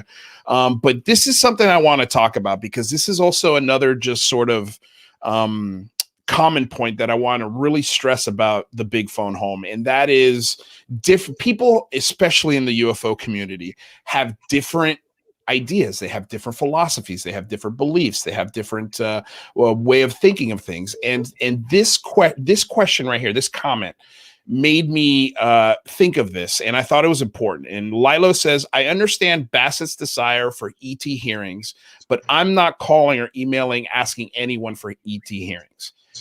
Let's be clear. You don't have to do that. You don't have to do that. You know, if you're not comfortable saying ET, if that's the part that makes you uncomfortable, swap it out with whatever you want. If you want to put UAP in there, great. You want to put UFO in there, great. You know, but the idea is all of these philosophies, all of these ideas can come onto this common ground that you and I are talking about today. And that is, instead of pointing the fingers at each other and saying, no, you're wrong, no, you're wrong, no, you're wrong, let's start pointing these fingers up at the people that actually have the answers, you know? Hey, look, when you're dealing with the public, when you're dealing with movements, you always understand, you don't have to get everybody involved. You don't have to get everybody convinced. You need a certain critical mass threshold, and that's how things get done. Now, this person is uncomfortable with I'm assuming we're reading it right. It may be, but uncomfortable with the ET component. It may be that person would not call to hold any hearings. He just wouldn't make that call. But if the well, maybe it's just the idea of labeling it, you know, because a lot of folks have the philosophy of, or a lot of, I think, especially the people that I like to listen to, have this open-mindedness as to what it could be, because there isn't, you know, unless you can point me in the direction, and I know that bookcase behind you has led to why the hypothesis that you believe, and I respect that hypothesis, but that hypothesis sometimes is a real jagged pill for some people to swallow because they don't have it backed by the wealth of knowledge that you do. That's okay. So you know, and that's exactly what I want to emphasize. That's okay. Like, that's okay. If a person's view, the extraterrestrial presence has not been established, or it's nonsense, there's no reason that they should participate in that program. Apparently, there's not.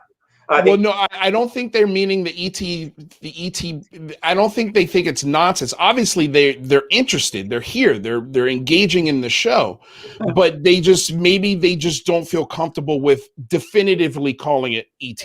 There's a lot of reasons. They may, you know, there are people that a person could easily think, look, we're in the middle of a COVID pandemic. We're facing massive problems and all this stuff, and this should not be a priority.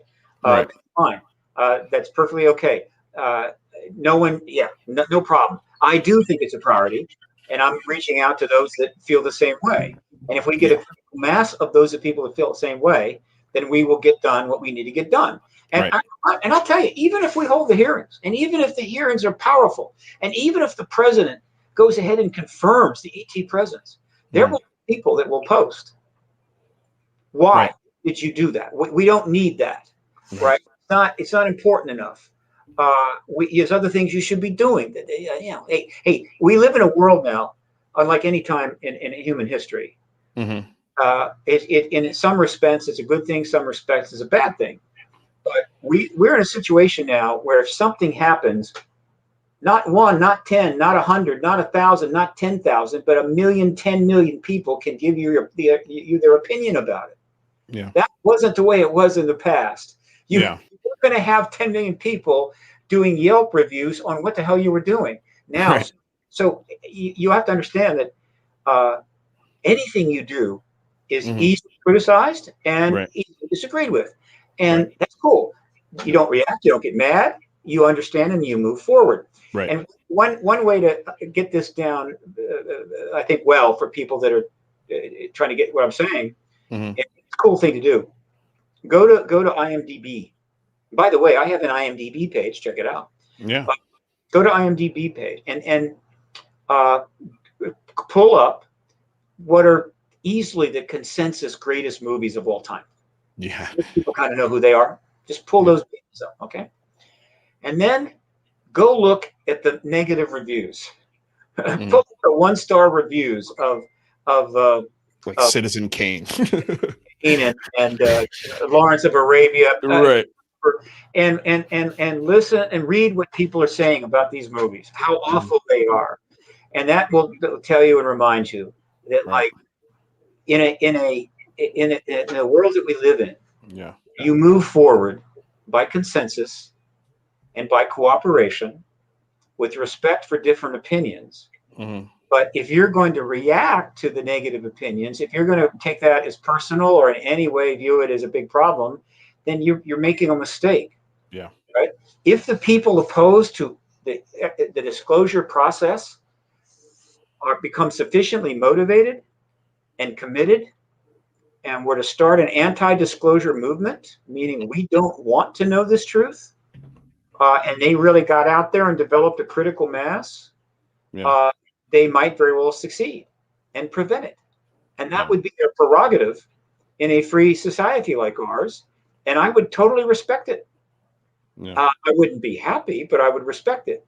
But I think one thing I think we could say with confidence, is there anything remotely approaching an anti-disclosure citizen movement right now?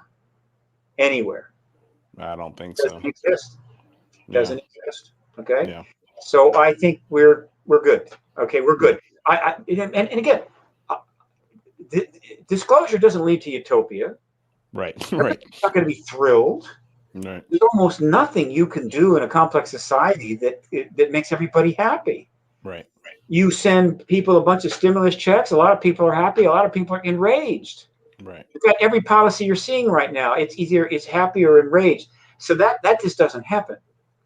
But you have to, as an activist, as a politician, as a scientist, or anything else, in your life, you have to make decisions about what you think is the right thing to do. And if you've decided what the right thing to do is, you can either do it, or you can just sit back and wait for somebody else to do it. Yeah. If you choose to do it, then you move forward and accept the outcome.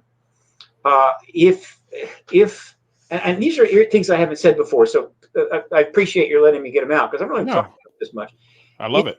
If 5 years from now, disclosure takes place this year, and even open contact takes place in 2 years, and then 3 years after that, I'd be 79 roughly. 70, yeah, I'd be 79, and I'm sitting here in an office somewhere, and I look out into the world, and I see that this did not work out very well. It is not good.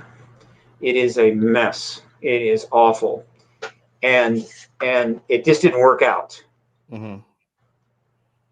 I will not be shocked. I won't be like, oh, there was no way it could go this bad. No, no, no, no. I know that could happen, but I believe that I will be able to look back, no matter how bad it is, and say that the actions that were taken in 1990s and the aughts, and again the tens, were the right thing to do.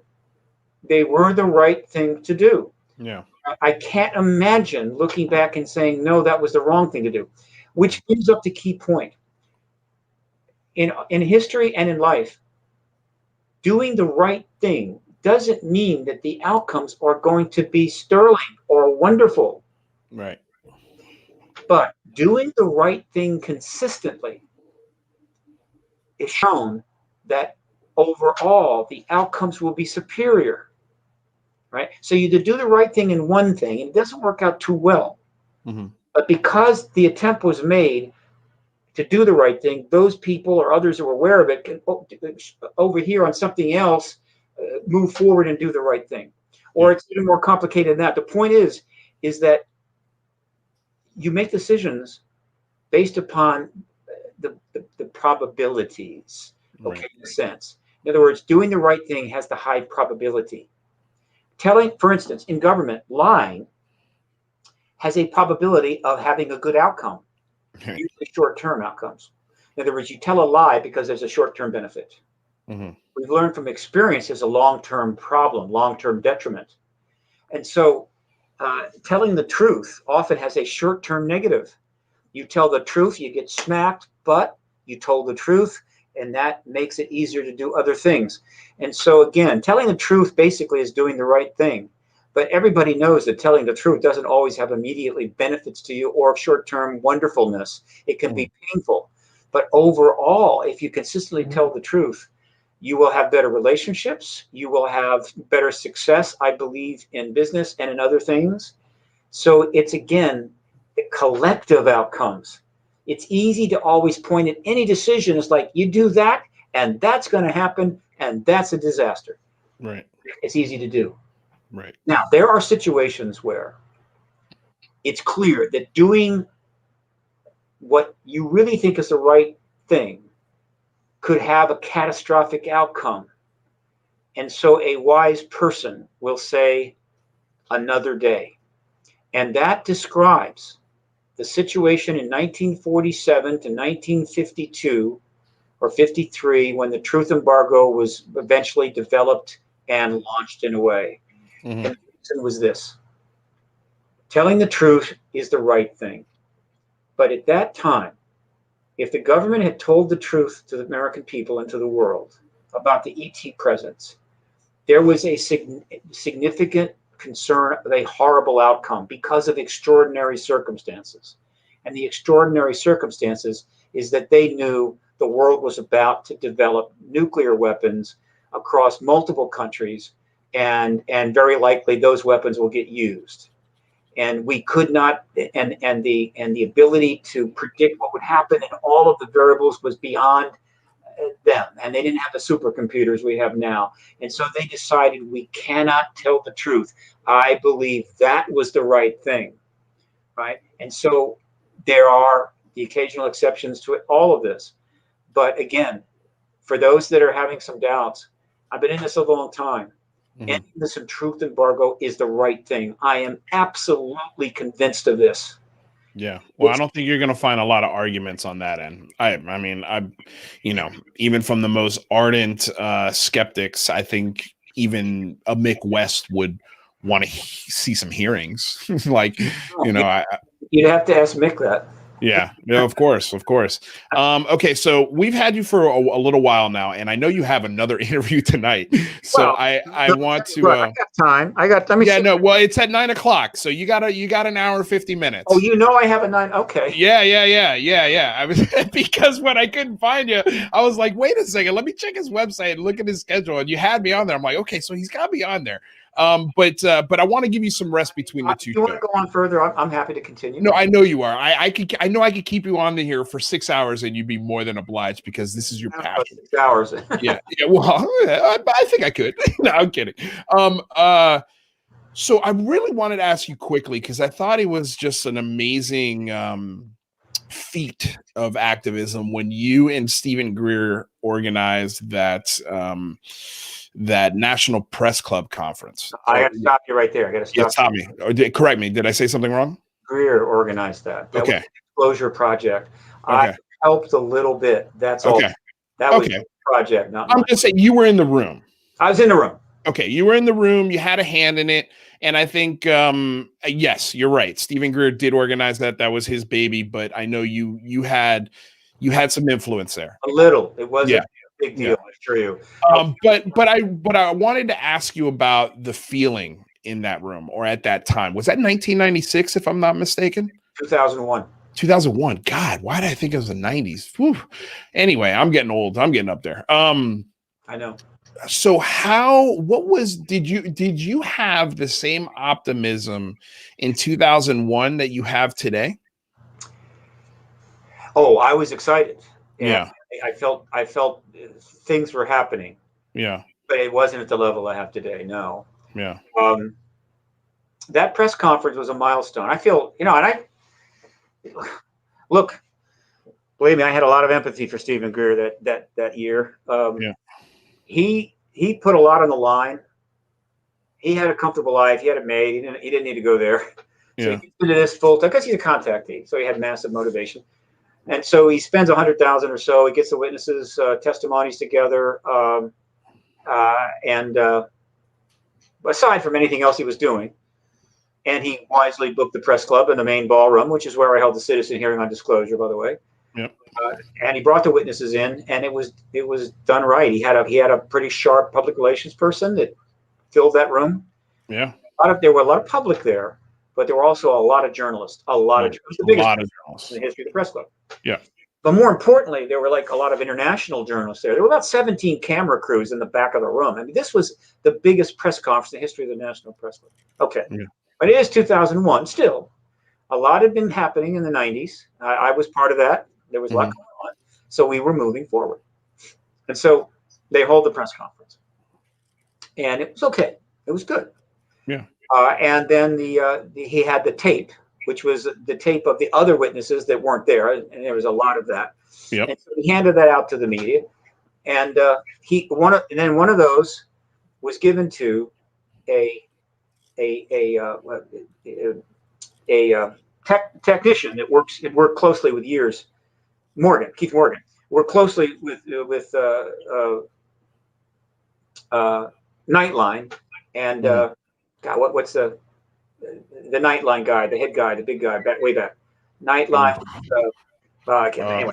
Yeah, I don't know. I wasn't a big Nightline fan in high school. Were you there to get with him? He was the head of Nightline, the host of Nightline. And so he took the video and he literally ran out of the press club. Ted Koppel.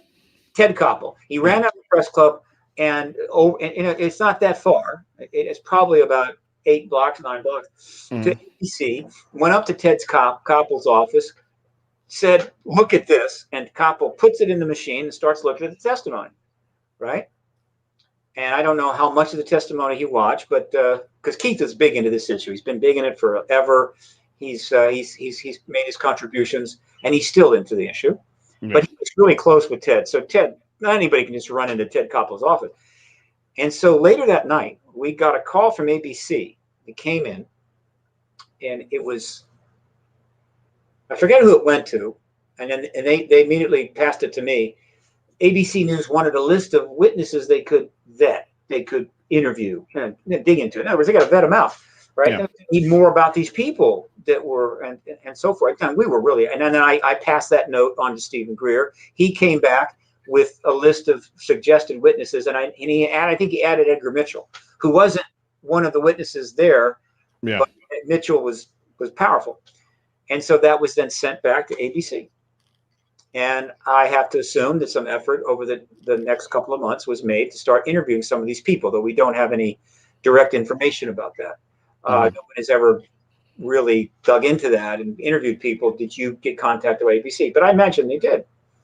And so I'm feeling pretty damn positive about this. You can bet your dollar. Yeah. And that was May 9th. 2001, June 9th, July 9th, August 9th, September 9th, September 11th. 4 months and 2 days, and the world crashed down, and all of that just evaporated into the void, which is kind of what happened to me. And there was, he'd done all this work, boom. I went to, the best things I ever did were the citizen hearing on disclosure and the election initiative on the campaign. I assure you, Hillary was on Kimmel, and Obama was turning up on DeGeneres, and Clinton was on Kimmel, and she's talking to the Conway Daily Times because I was driving the media right in their face. I got those articles going, and they started multiplying until there were 400 articles. Never happened before. Most people don't know that me and my publicist were the one behind all that, right? We got it going and kept it going. So when she lost the election, for me, this was the equivalent of 911, except the airplanes were literally crashing in to the National Press Club. It was over in that instant. All that work was gone. It was like boom, and I was just devastated. And eventually I made a mistake. I went to London, where I had a supporter I could stay with, a wonderful place, and be comfortable and just get away from it all. And I went and stayed. I went there in April and stayed till February of 2018, which was okay, except I didn't think, okay, I kind of knew something was coming. Just because the election went another way, does that mean it won't happen? Yeah. So when the To the Stars Academy launched in October, I was in London. Yeah.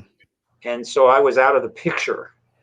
And so my colleagues were getting contacted by the media and turning up on television and all that stuff, and I was nowhere to be seen.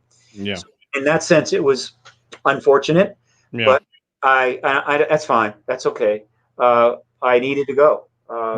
And some things did happen. Some good things happened while I was in London. So that's the vicissitudes of history, Lewis. Yeah. When you're a long-term activist, again, it's not just curveballs you get. Yeah. Beanballs. You get a pitch on the head. Right. And you don't get awarded first base when you get hit. Yeah. And so if you're not prepared to get hit in the head with a beanball or swing with the curveball, you're in the wrong profession. Political activist. Well, the good thing about me is I'm a professional actor, so the word no comes to me a lot, and I'm okay with that word. I'm okay with moving past that word, because if you say no once, I'm going to ask you 6 more times, and eventually I'm going to get a yes. That's the same thing with sales. Are you still getting gigs occasionally? Do you still have an agent? Yeah. I actually just went on my first in-person audition last week for a commercial. And that was the first one I've done in a year. Every other audition I've done, I've had to tape myself and send in through my agency. So it's been a different process completely, but it's nice to know that things are kind of getting back to normal. Absolutely. And I'm hoping that, boy, the lighting is changing in here. What's going on here? Oh, I know, moving too much. The camera's having to relight. I hope that maybe this exposure you're going to get from this little activist you're going to do might lead to an interesting hey, from your lips to God's ears, that would be great. That's not my motivation. The motivation is to get everyone who has a UFO channel, podcast, YouTube show to come together and convince their audience and their followers and their fans that this is a worthy pursuit. We know that. And I think it's not hard to do, because we've got, just look at the list of people that have signed on, to talk to us on that day, and to make sure that they do something on their channel that activates their folks to engage in our political system. Okay, so I'm going to leave. I want to leave on this because I asked you about it earlier, and I thought it was such a beautiful way to encapsulate what Lou Elizondo and what Christopher Mellon are doing, are those 2 quotes. And then we're going to end there. And of course, we're going to have you back, sir. I mean, you're just too much. You're too damn good.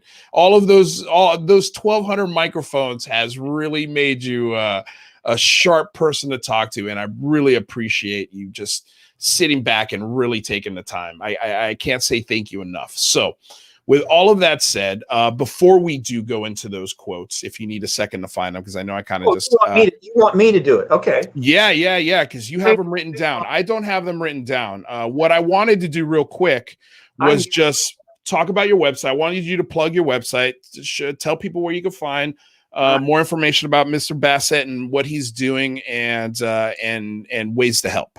Well, the website is paradigmresearchgroup.org. If you go to that website, you can sign up for the up at the top. You can sign up, subscribe to my free newsletter, PRG updates, and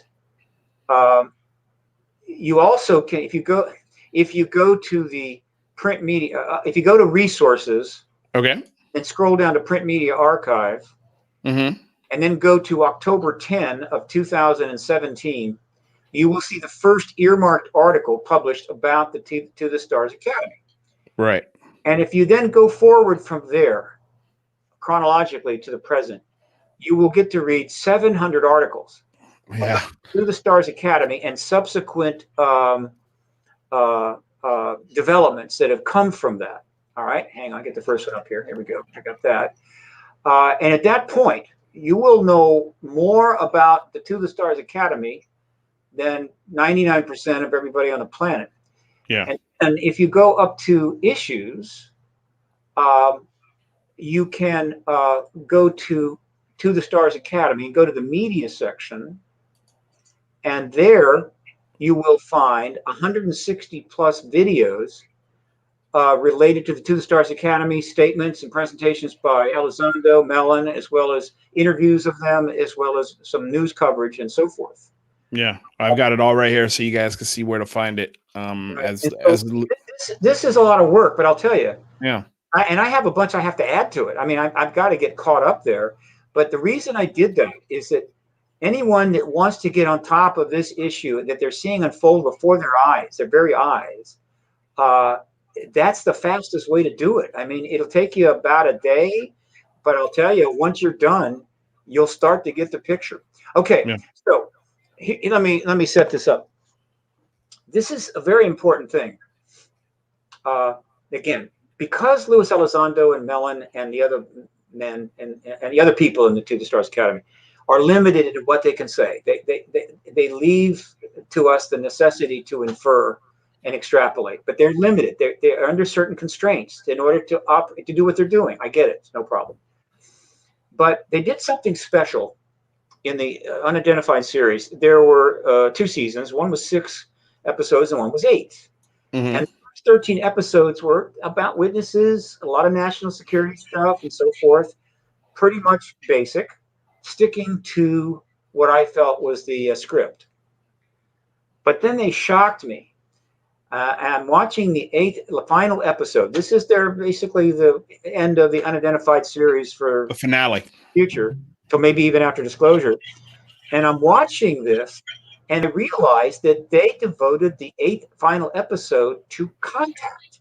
The contact was not surprisingly, the cases were relating to military people, all right? But that was a bold move and perhaps a risky move. But it sent a message to all of us that, look, folks, we know we're kind of narrow focused on jets and Tic Tacs and national security and aircraft carriers, but we're not unaware of the full scope and spectrum of this phenomena. And we know that the contact issue is important. And so we're going to put it in this final show. Okay, that really blew my mind. Okay, now, so the episode runs, and it's now approaching the very end. Again, the end of probably Unidentified for the foreseeable future. Yeah. And so Elizondo and Mellon appropriately gave some final remarks. Now, this was voiceover. In other words, they're speaking over some graphics that are unfolding. Yeah, and it's the last comments of the show. Last comments of the show, and these remarks are so profound, in my view, that somebody quickly transcribed them into a graphic and posted it on Facebook, where it got to me, and I immediately downloaded it. And I repeated these a number of times. So here is the final words of Lou Elizondo, who, by the way, I think is an extraordinary man, and I have tremendous respect for him, his life, his career, everything he's done.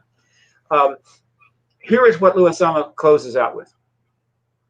What does it mean for us if we are presented one day with the fact that there are others, capital O, out there? Does it mean we are not as special anymore? Or does it mean that we have brothers and sisters that now we should start a new journey with? I think there is magic in that. It's wondrous to think that in the greater cosmos, billions and billions of light years and billions and trillions of stars and planets, that we are all part of this interesting cosmic neighborhood. Wouldn't it be amazing? Maybe we will be more human.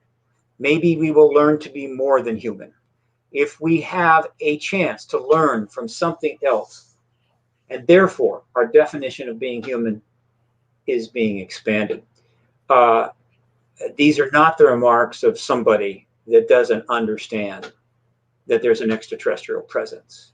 Right. These are not the remarks of someone who is maneuvering in order to somehow establish a massive threat basis and bring the Space Force into play with massive funding to defend ourselves against the ETs. Now, Christopher Mellon had his final words.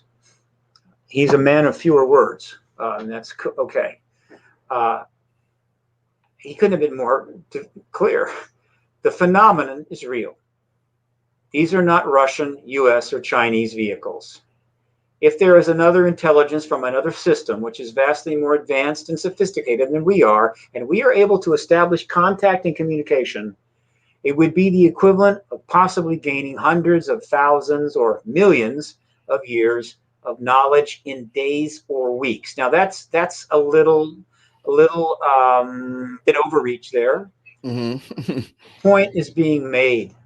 Yeah. He's saying what Elizondo is saying, but he's speaking as the political operative. Right. The ETs are here. They're obviously not Russian or US or Chinese. There is another intelligence out there. And if we are able to make contact, it would be the equivalent of possibly gaining hundreds of thousands of years of knowledge in days or weeks, but maybe weeks and months or years. He is saying exactly what I have been saying with no constraints. Yeah. The ETs are real. If we can get hearings and finally get disclosure from our government, which will extend to every government in the world, and the entire planet can engage this issue in full and vigorously, I'm sure, after a couple of years of this engagement, we will be at a place where the ETs can now not just sneak into the bedroom in the middle of the night, but can engage us as a planet, can engage us openly and have discussions with whoever is representing us. And then we will find out their ultimate agenda, which I think is we have to get rid of the nuclear weapons before we can have, develop our interstellar craft, which we're working on, or developing a technology. And then if we agree to that, then we will be able to go into the stars, and very possibly they will benefit. What's the word I'm looking for? They will provide to us some technology. Yeah. Nothing strange about that. Developed nations on Earth have for forever, the ones that weren't trying to invade and blow everything up, have helped other civilizations or other countries on the planet by providing them technology. Right, gifting them technology or weapons, but you know what I'm talking about. We've done it time. Okay, so the idea that ETs could provide technology to us once we have established open contact and reached a certain understanding is perfectly logical. Yeah. And what technology would it be? Better weapons? I don't think so. Ways to, I don't know, beat the stock market? I don't think so. Yeah. One thing you provide to a civilization that you have finally engaged as an interstellar civilization that is now ready to come out and possibly join your reality. The tech you provide them is healing technology. Mm-hmm. That's what you provide. And this goes to a premise that I've talked about that I may want to expand on one day, that is not discussed very often at all, that actually has a play here. And that is this. It is a false premise to believe that suffering, human suffering, is a requirement of existence. Human suffering occurs in human existence, of course. But the idea that it is an inevitable, mandatory, fundamental reality of the universe is flawed. It is not true.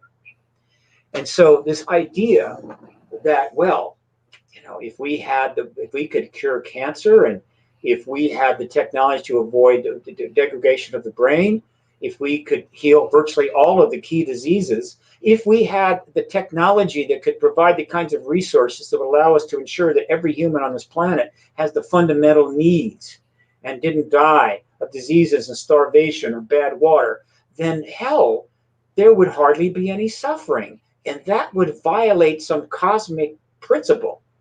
Mm-hmm. Bullshit. That is not true. And we have been working in that direction. I mean, we have tried in our own way to try to relieve human suffering, and we have made some progress. But as anybody knows, the amount of human suffering on this planet is vast.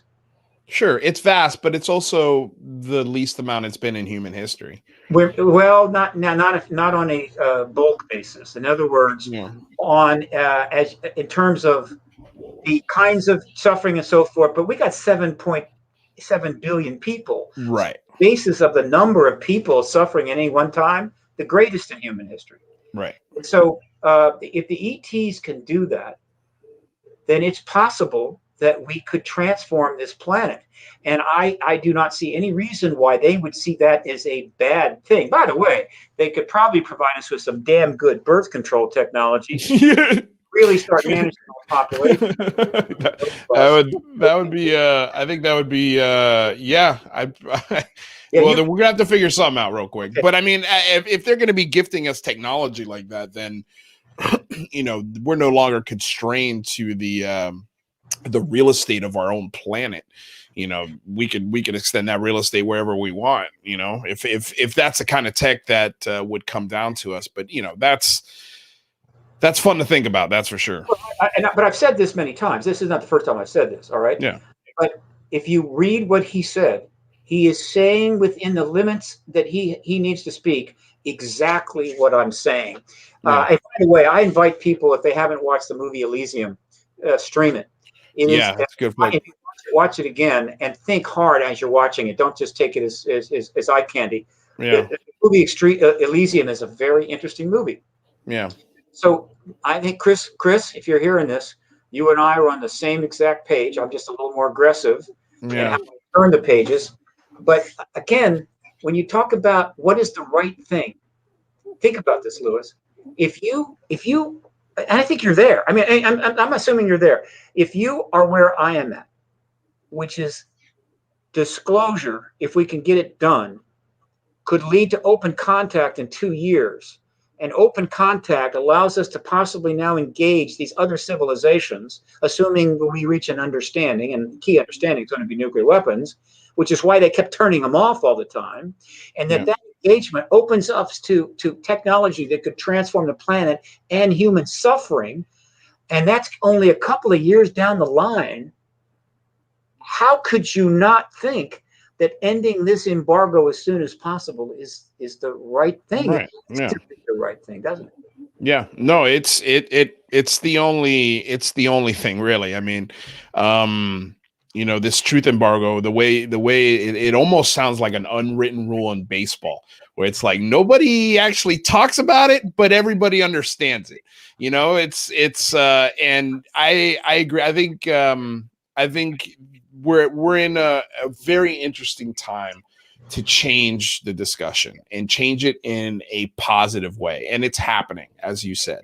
So I know I wanted to end with those quotes, and they're beautiful quotes, and I thought they were really important, but there is one more question I have, and it's for my international audience.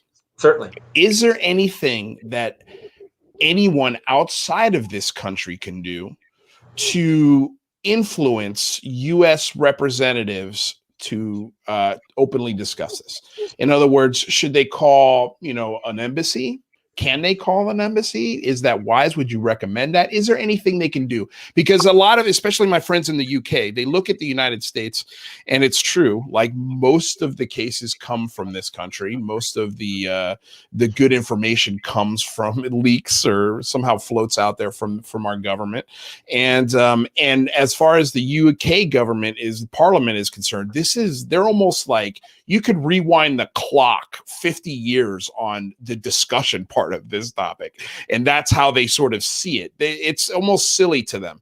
It's almost like a very Queen's attitude, like, oh, I'm not going to discuss this silly topic, and they move on. Yeah. So they always look to us. So I'm wondering, is there anything that someone in Scotland or the UK or anywhere in the world can do to help us in this U.S. effort? Well, first of all, again, Twitter is everywhere. Yes. Anybody anywhere in the world that's by the way, I do welcome everyone to follow my Twitter, Paradigm Research Group. Follow Paradigm Research Group on Twitter. And got it right here. Yeah. So anytime anybody in the world is putting out a tweet addressing the subject, not just, it has to be on the subject. I mean, yeah.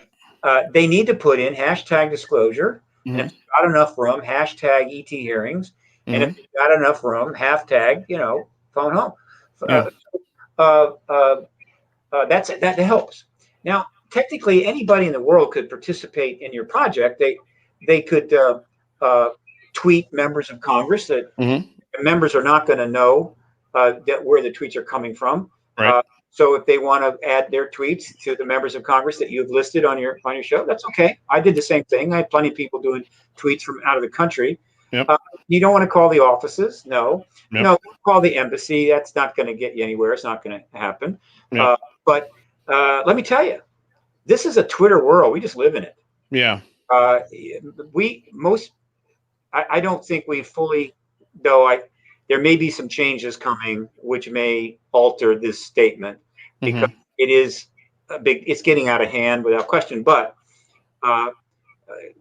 we haven't fully realized the power of Twitter yet. I mean, we've had a president that ran the White House through Twitter. That's but it can do even more than that. So, assuming you're doing it in the right way, you're doing it from the right place. Twitter has enormous power to shape policy, and you're going to see more organization of that. Now, I did a Twitter storm that was aggressive and short. You're going to see more of these kinds of things where there'd be organized Twitter campaigns, not to drive anybody crazy, but to create virality in an issue. Right? It's going to get more organized in that respect. So, and that's probably already going on. But so putting these hashtags in is how you denote the virality. And I encourage people to do this. I assure you, hundreds of millions of tweets with #disclosure cruising around the world is a deal. It's going to raise some eyebrows for sure. Yeah, so that is something they could do and pay attention. And they could certainly express to any of their representatives in their parliaments, whatever, that they hope that they would, their government would support any efforts to get hearings either in their country or in the U.S. and support eventually seeing disclosure from their head of state. It doesn't have to be first. And these sentiments will be helpful. There's no need to get angry. There's no need to be nasty at all. Right. Just get it out there, because we're winning. And in fact, that's the thing I want to mention. I want to encourage people. We're winning. Okay. Right. Yeah, that's how we started the show. We are winning. We need to go from being the frustrated, angry, losing activist movement to the graceful, generous, winning movement. Okay. Right. And Now, just to grace and generosity. yeah, well, just to give you a little comfort, the once this website is done, that's the plan, is to gently, courteously, or courteously, how would you say that? Courteously. Why am my tongue's twisting here? Courteously, um, approach Congress and approach senators and just like you said, there's no anger. We just want to know where. Here's the thing. I know Congress and senators are just as curious as you are, and they're just as curious as I am. And all we have to do is gently remind them that it's okay to be curious. It's okay to have a curiosity, and it's okay to have hearings, and it's okay to move this discussion forward. So with all of that said, Mr. Stephen Bassett, thank you from the bottom of my heart so much for this. And I'm sorry to everyone in the comments. I didn't take a lot of questions because I wanted to just have this discussion with Stephen and uninterrupted, unedited. Have me back Yes. soon, just Q&A. Okay. Absolutely. Yeah, I would love, maybe we'll do that after the Big Phone Home event, but we're going to have you on during the Big Phone Home, and who knows when you come on, who might be on with you. So the idea is to get some awesome discussions happening in this really long telethon live stream, whatever you want to call it. This day of activism. Thank you, Louis. Let me leave it with this. Yes, sir. It's a call out to the producers of Debris on NBC. Yeah. I'm thinking you need to get this guy into the series, okay? Yeah. Yeah. But he's with you on the concept, and so yeah. Calling up Louis. Just putting that out there. Yeah. Hey, NBC, if you're hearing, I mean, I can tell you, I've been at a lot of NBC table reads, and NBC has flirted with me a lot for the last 15 years. It's damn time they hire me. You deserve a big move, a big break. All right. Well, I appreciate it. Louis, thank you so much, and thanks to your audience. Yes, sir. Thank you very much for joining us. All righty. Bye. All right, ciao. Bye. All right, you guys. Stephen Bassett. Wow. What a conversation. I hope we answered all the questions you guys had. Again, I apologize for everyone in the comment section here for not again, I'm asking questions. I'm producing the show. I'm doing this all by myself. So I didn't want questions in the comments to throw off my train of thought, because I thought this was a very important conversation to have. But I want to say thank you to Andrew Hall, Preston Gadget, Andy Holtz, G. I know you guys are new here. If you're new to the channel, we're on the road to 1,000 subscribers. That's the new goal, is to hit 1,000, and I think we'll get there. You guys are really passionate about the show. You guys are showing up for these discussions. I'm so happy that all of you made it. Brandy, Alien Girl, I saw on there, New York tag or NYT tag. Let's see, who else is in there? Michelle, thank you, my darling, for making the show as always. And she's working, so she's loving it. John Doe, Lilo, that was an excellent question. And I hope that was something that I wanted to because I know when Stephen Bassett says ET, sometimes it throws people off or it makes people uncomfortable, because we've been told and we've been said, hey, we don't know what it is. That's why we call it UAP. That's why we call it UFO. Stephen Bassett has been doing this for 25 plus years. He's, if you looked at the bookshelf behind him, he's got a hypothesis. You're not going to move him off that hypothesis. And I don't want to, if that's what he believes, and that's his belief, and I'm not gonna question that belief, because this man knows infinitely more on this subject than I do. So I always look toward people that have more information and more experience than I do, because again, if they're blazing the trail for you, then don't ignore their advice when they give it to you. And so, yes, Rusty, thank you for joining the show. Andrew, you had a question in here, and I think it was about Stephen Greer. I would love to have Stephen Greer on the show, by the way. If anybody could get in touch with him, I would love to get his voice behind this effort. I don't agree with a lot of what Stephen Greer says, a lot of it, but I do love his early activism work. And as you heard from Stephen Bassett yourself, that was all him. That was his baby. And it was 5 months after that happened, 9/11 happened. So you can understand why it didn't have the lasting impact that maybe they thought it would have. So yeah, it's them's are the breaks. That's what happens in everyday life. You work your ass off sometimes for some things, trying to do the right thing. And like he said, just because you work your ass off to do the right thing doesn't mean that the conclusion of that effort is going to be a happy bow tie, and they live happy ever after kind of ending. This is the real world. Sometimes things don't go the way you want them to, and you have to bite that bullet and move on. But yeah, if you haven't subscribed, please do me the favor, subscribe to the channel, hit the like button if you haven't already, smash that bell, because we're going to be having a lot of discussions like this coming soon. By the way, our next live stream is going to be a week from today. We may get a couple more in, but my mom's visiting town. So I don't think I'm going to do shows next week, except for this one live stream, but we are having a live stream with Paradigm Shift Radio, who, by the way, just super, super, incredibly happy for this young lady. She just signed, I don't know if they signed, but they came to an agreement where, and I'm going to share this with you guys right now. Christina Gomez is her name. And she's going to be on the show next week. I think we only have her for about 30 minutes, but let's see if we can get her to stick around and commit to the big phone home with us. That would be awesome. But she's joining the team over at the Debrief. So, she's a fun follow. If you haven't followed Paradigm Shift Radio, check her out. She's at Eyes on the Sky, eyes on the skies on Twitter. So follow her because she's got some fun stuff. She's going to be coming on the show. So that should be a blast. And yeah, there's going to be, don't ring that bell. Ring that bell because we got a lot of people coming. We got a lot of discussions happening. I'm working my ass off on this website. Got Michael Mataluni helping me with it. So as soon as it's done, you guys, we're going to really kick in the high gear. Just give me a week, 2 tops. Just be patient.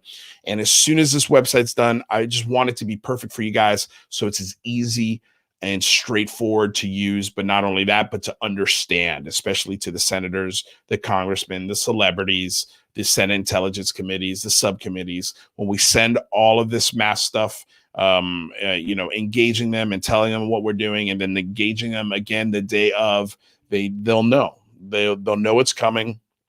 And it's going to be a surgical effort. It's going to be a national effort. I'm really excited to do this with you guys. I'm so happy that you have jumped on board this effort. Let's see what we got. We got some comments here. Thank you, Rusty. No, thank you, Rusty. Mind blow. Yeah. Are you missing an N on that? But yes. I'm glad it sounds like you enjoyed the conversation, John Doe. So thank you for checking it out. Lilo, again, thank you for that question and that comment. I'm glad that you thought this was great. I hope that set your mind a little bit at ease as far as bringing different voices. Again, I don't agree with Linda Moulton Howe, but do I want Linda Moulton Howe to join us and talk to us on that day? Hell yeah. Do I want Linda Moulton Howe to tell her 75,000 YouTube followers to activate themselves and engage their government and show them the script that we come up with? Hell yes. Even though I disagree with her on almost everything, I would still love her voice and I would still love her influence because we need everyone. There's no room to kick anybody out of this tent. This is an all-inclusive UAP phenomena tent. If you have an interest, we want you. This list, this poster that I came up with, you guys, I'm going to share one more time because it's such a beautiful poster. Honestly, I'm insanely proud of this image, and wherever I put it, for some reason I can't find it. Let me see here. There it is. I'm so damn happy with this image, and we're gonna add. If you want your name added to this list. You have a UFO show, you have a podcast, you have a big, Twitter following, and you're helping us put your voice in this effort, let me know. I want to put your name on this list. We've got Stephen Bassett to add to this list. And we also have, I wrote down another account that we want to add to this list. Explorer Lab. Yes, I totally forgot my international friend over there, Explorer Lab. So we're going to get you on the list as well. But yeah, Shadows of Your Minds. Thank you, G. I'll get to your comment in a second. Shadows. Donald Norton, you the man. No, you're the man. Okay. You're the man if you join us on April 24th, 2021. What are you going to do? Tell me what you're going to do to activate yourself. Are you going to call? Are you going to email? Are you going to tweet? And when and if you do, please do us a favor. Show us what you're doing with the hashtag #TheBigPhoneHome. I do love a lot of Stephen Bassett's hashtags idea, including the hashtag disclosure. I don't know if I'm going to use hashtag ET. What did he say? Hearings, like I would probably put UAP hearings before I put ET hearings. Cause like Lilo said, the stigma of it, we don't want to scare anybody off with the stigma. But he's got the right idea. We definitely need hearings, and hearings, I think he's right. They're the first thing that have to happen. We have to have high-level intelligence hearings that the public sees, that are under oath and that are on a very serious platform. So that way it gives the permission for the White House or any other apparatus of our government to start talking about this on a more open level. So yeah, I am so happy with how this poster came out. And yeah, you guys. So if you have a name, if you have anybody that I'm missing, I blasted this out on Twitter. I wanted to hold off on this a little bit because it's got the website on there, and the website isn't active yet. So I don't want to share this image quite yet. Obviously you can do whatever you want with it. It's the internet. I can't control you guys. But just, keep that in mind when you do, if you do share this, that the website's not up. So I just don't want to blast this out and have a website not working. So keep that in mind if you do decide to share it. Let's see here. So it wasn't a question. Sorry. I think this is in regards to, wasn't a question. I was in agreement with Steve about tough times are only temporary and humanity always bounces stronger. He was right on point. I agree, Andrew. He was right on point, dude. He absolutely killed it. Glad I came back in time for the wrap up. Me too, Brandy. Thank you for being here. Your lives are informative and intelligent and entertaining. Total hat trick. Oh, thank you. Anytime you could throw a hockey reference or metaphor around here, I'd appreciate it, even though I don't watch hockey. That's very clever. Shadows of Your Mind. Have you approached Richard Dolan? I have not, only because I haven't had the time, not because I don't want to talk to him. I just don't want to bite off more than I can chew. And in the last week, my biggest focus has been the list that we talked about today and that I've already spoken about on a couple of shows. And right now, my biggest focus is the website. Once the website's done, I will be reaching out to Richard Dolan. I will be reaching out. I just want to make sure that the same thing that happened with Jeremy Corbell doesn't happen to anybody else that we reach out to. And that was when Jeremy Corbell heard about this, he was like, explain it to me like I'm a 5-year-old. So, I just don't want people to get confused. I don't want people to get bad information. So that's why the website is crucial.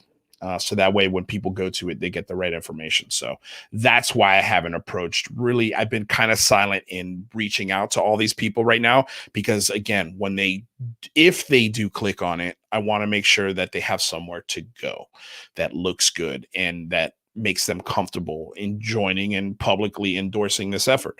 So that's the motivation. So good question. Thank you for asking. Dixon Whitesides, just getting off work. How did you feel about the Stephen Bassett? I felt great. Go back and listen to this interview because it's a wonderful conversation. We talk about everything activism. Stephen he loves the microphone. That's the one thing I'm going to say. And I think this is the first interview I've ever had where I didn't cut anybody off.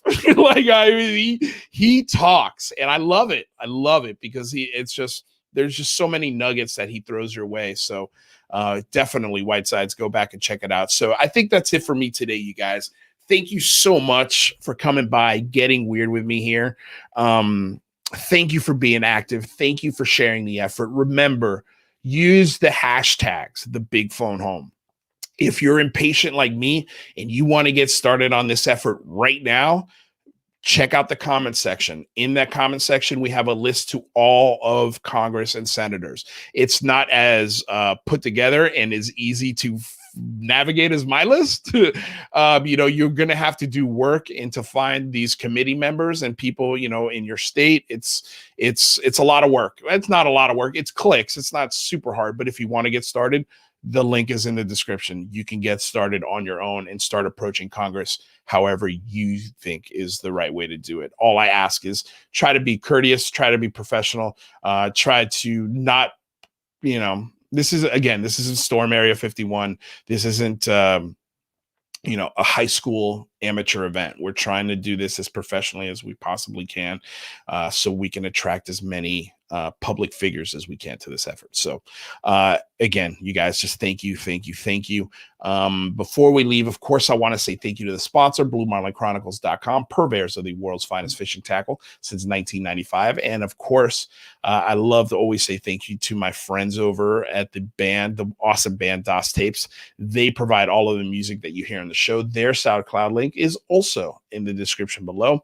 Don't forget to follow me on Twitter at Lou Angeles, and I am on Instagram at LouAngeles1.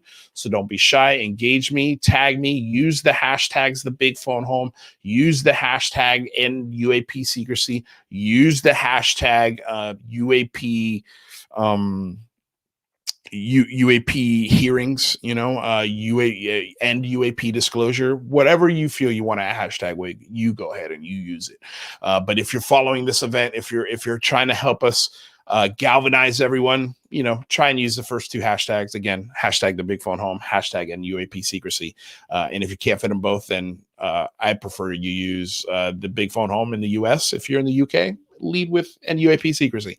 It's an equal opportunity effort here on the Unidentified Celebrity Review. So again, you guys, thank you so very much for joining me here. Thank you for getting weird. I cannot appreciate all of you enough. Like, subscribe, share. Until next time, be good out there, you guys. Peace.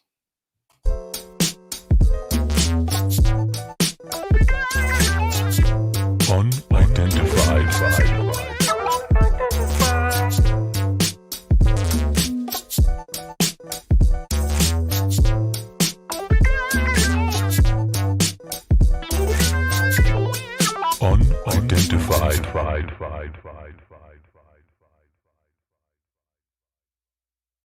I don't know, Vinci. Nope.